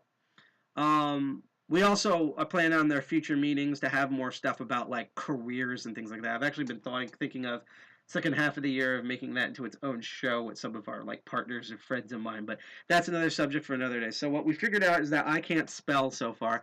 So it was supposed to be zombies.push, and then because of that line I wrote above was redundant. I had to redeclare what underscores the name and the DNA, and then that would allow it to admit to the ID, which also claims the name and the DNA parameters that I wrote there. So that's what we were screwing up on. So that was 13. So yeah, there's it. It's running right here. It's a level 1 crypto zombie. So our Solidity contract has been complete. Now we just need to write the JavaScript front end that interacts with the contract, which they just over here. Ethereum has a JavaScript library called web3.js. In a later lesson, we'll go in depth how to deploy a contract set up in web3.js, but for now, we're just going to look at sample code here for how it would interact and show all of this stuff here. And they're like, don't worry if this doesn't make any sense yet. That's the story of my life. So let's see, it's the ABI generated by the compilers, Zombie Factory, and here's the contract description.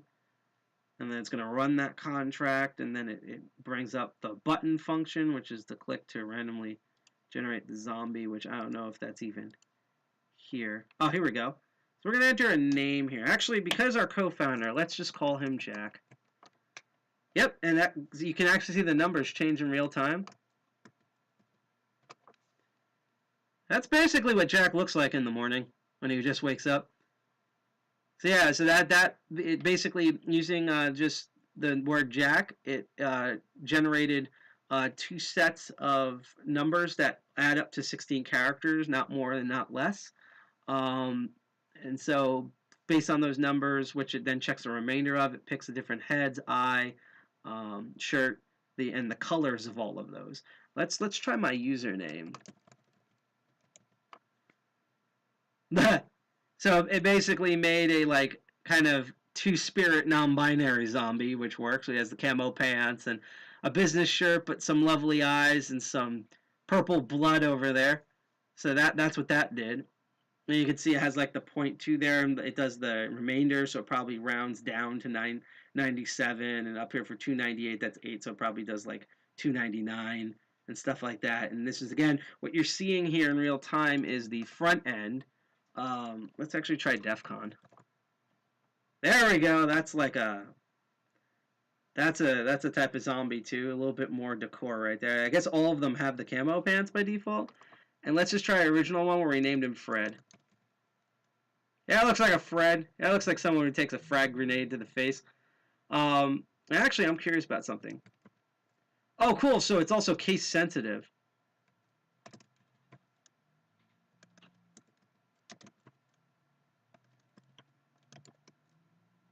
Neat.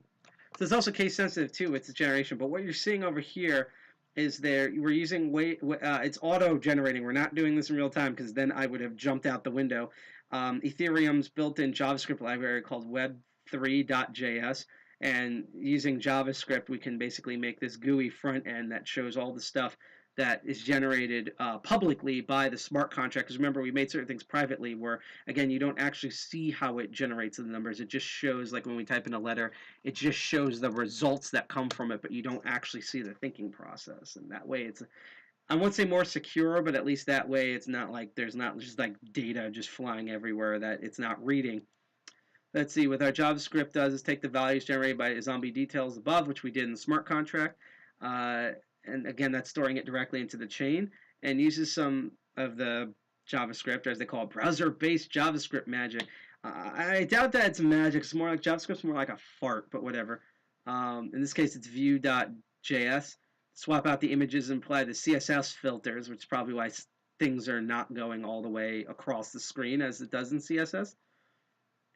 And we'll learn about this apparently in future lessons. And we just made our first ever smart contract. And you can see it here where it's just randomly generated a zombie right here, like it's did, where it just made one when not presented with a name. So yay, that was the first ever lesson.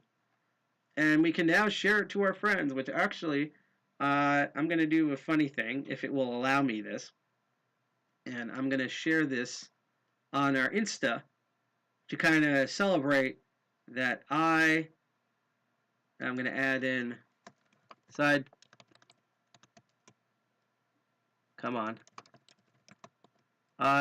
pocket. Just completed CryptoZombies lesson 1.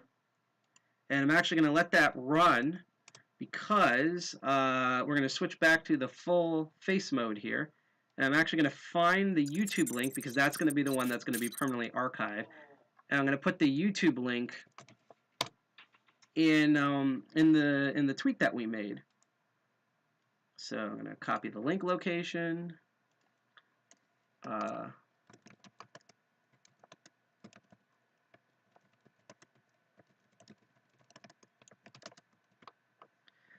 And now we have the YouTube link, and now I'm going to share it with the rest of the world. We did it! So that was us building a zombie factory by using Solidity as a smart contract, and we got to make like a little like change a game thing out of it. So that was pretty neat. So we basically, this is a language I had never used Solidity in my life. It's like this weird as someone wrote, it was like if TypeScript and C had a baby. TypeScript and C++ had a baby. In my opinion, it kind of reads as a bit if like JavaScript and Python had a mutant terrible infant, which I don't even want to think about. Because again, they took inspiration from multiple different languages, and again, Solidity is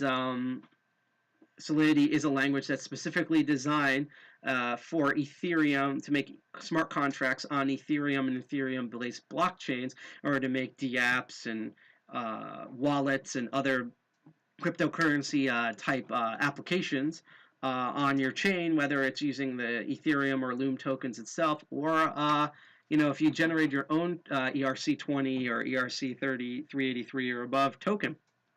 So we just did all of that in this cool game, and I'm going to be practicing more and learning some things. We will eventually return to CryptoZombies for a future thing. Maybe we'll try one of the advanced ones, and you can watch me die even more, although by that point I'll actually rest. So instead of 2 brain cells sadly humping together to make a thought, I'm probably going to have like 15, maybe even 16 brain cells furiously in an orgy trying to make a thought in order to do programming live, which I'm terrible at normally. But yeah, that was really neat. I think this is, in my opinion, some of the descriptions could have been better for real. Mainly during the later stuff, I got, it might just because I'm tired, but I'm not kidding when I say that I was really confused at some of these. Hang on, where the hell? There we go. I was really confused at some of the descriptions for trying to program here in these games. So that, I think some of this stuff could have been worded better. It was really good wording, dead serious. It was really good wording early on, and then I feel like afterwards it just, the descriptions kind of kept getting crappy. So that's an issue with that. But no, it was just, it's similar to when we tried the Gitcoin games. I think when you use gamification to teach, as opposed to people learn different ways. Some people need to listen. Some people need to read full documentation before they do things. But one of the best and biggest ways to learn, in my opinion, is to try and interact instead of just doing a boring opening a terminal, typing in the thing, see if it doesn't work and stuff. Making this a game out of it and thus gamifying it, you're actually creating your own video game here. That's really cool. That's I think a really neat way of learning something new, which is exactly what we just did on the show. So yeah, so that was us exploring CryptoZombies. I'm definitely going to learn more lessons, unfortunately not live, and we'll definitely return to CryptoZombies in the future. We have to return at least in October, maybe in the summer, but definitely in October we should return and do that. But that was it for Crypto Barons. So once again, I have the links in chat because what I'm doing is I'm looking for someone to raid right now. If you want to know more about us, you can head to our website, which is defcon201.org. I also just put the link in the chat. We're also on a bunch of different social media platforms. Our main one is our Twitter, which is defcon21nj. But if you hate Twitter, which I totally understand, especially with the new pay-to-win following system that they now have, we're also on the whostux.social instance of Mastodon. We have our own Tor mirror if you want to be more private with your stuff that has exclusive, unique content on it. And access points. We're also on Instagram and GitHub, and in fact, if you're on Twitch right now and you scroll down, you can see our GitHub widget, and you can look at Soliloquy and CryptoZombies as itself as code right there on GitHub. But if you can't remember all those things, you can either go to our website or you can follow this link tree that I just posted in chat, and that has all of our current web portals and all of our current socials of medias directly on there. So again, thank you for viewing. Also, thank you again for putting up with me, particularly on DLive and YouTube, where because of YouTube stupidity that I forgot about, we weren't able to do the chat until I was able to re-enable it due to a hack later on. Now I know I have to set up every single time. And DLive, for some reason, it just wasn't streaming to DLive. I think it's because we were trying to get the PeerTube and Facebook instance to work, and that must have disrupted the whole streaming system, so DLive just didn't know it was going to stream into. But again, for DLive, thank you for there. And again, if you're on DLive or if you know followers on DLive, especially let them know to hit that bell and like, share, subscribe. I also like when you follow on and follow and subscribe and like on Twitch and YouTube, but DLive in particular, which once we get that 100 follower goal, we can submit to be a crypto superstar. And once we get that status, we'll be able to do a lot of really cool things, particularly with cryptocurrency on the DLive account that we weren't able to do before. So I'm trying to see who I can raid here. So for everyone watching on Twitch, we are going to raid another stream here. And I'm trying to see if there's like any... it doesn't seem like there's many programmery things that are running on, but there are some interesting streams that we're following there live right now. Otherwise, maybe we'll just check out just a new random stream. I'm just trying to see here what is available. Because I don't want to send it, because most of the crypto stream, as you've probably seen, is mostly just like the analytics and stuff, and I just find that type of crap, again, like it's useful, but it's really boring. So yeah. Oh, you know what? This is something that we covered in one of our other streams. Mainly, we covered this person on Archvile Linux perspective. Sometimes when we raid streams, sometimes if they're doing a cool topic, we'll raid like a bigger stream, which is what we were actually about to do. But now that we see that this person's live, we're just gonna go in and we're just gonna raid this stream, and yeah, hopefully, if you're on Twitch, stick around a bit. This is a really, really cool person who builds a lot of, it's funny, we talk about that we're building a dApp cryptocurrency game, and that's how we're learning Solidity. This person also builds their own games, so stick around. They should have some very interesting things to say and probably showing off new versions of what they've been building. So anyhow, we're on Twitch. We're going to raid another stream. That was it for Crypto Barons. Again, thank you for putting up with the odd technical difficulties, and thank you for watching me struggle trying to build this program. If you're on Twitch, stick around. We're going to raid another awesome person's stream that we're following. The next Crypto Barons, we do this second and fourth Saturday of every month. So the next time will be in March, and that will be March 13th. I'm always worried about the Friday the 13th. March 13th and March 27th. And I can tell you right now, if I remember correctly, March 13th should be, we're going to look at the Polygon network, formerly known as the MAS network, and finally do master nodes. I'm probably going to list that under science and technology instead of crypto. And then the 27th, I have a really cool idea. I want to check out particularly cryptocurrency, and I might do it solo, but I really want to do it with a guest that fake. I really want to do it with a guest that I think will be very appropriate because of what we're going to be following earlier. And again, Taha, I know you just came out at the last minute here, but if you want to go and follow us on DLive, we're trying to reach a 100 follower goal in order to be crypto superstars, and we can do a lot more with the channel. That would be really big. Even if we're not streaming, that would be good. But right now on Twitch, we're going to go raid another channel. And I just want to say again, thank you for everyone watching Twitch, DLive, or YouTube. You can always like, share, subscribe on it to get further updates. Also, appreciate all the people currently watching through Facebook, Diode Zone, and Instagram. And now someone just typed in a language I don't see. So I think this would be a good time to go. So we're going to go raid. We're going to go raid this channel now. If you're on Twitch, hope you check them out. It's going to be really cool. Thank you for watching Crypto Barons where we talk about blockchain technologies. I will see you again on Crypto Barons on March 13th. I will see you again on my other show, The Master of Unlocking, on March 7th, which is next Sunday. And our 4-year anniversary will be on the 19th. We're going to announce details really soon. You don't want to miss it. You'll be able to interact with us on the stream. It'll be really cool. Anyhow, that was it for Crypto Barons. Hope to see you next time on this channel. Hack the planet, Dirty Jersey represent, and no matter what language you're learning for the first time, coding is really annoying and really hard. But we try anyhow. Peace. Enjoy the music. Tell the person we're rating on Twitch I said hi.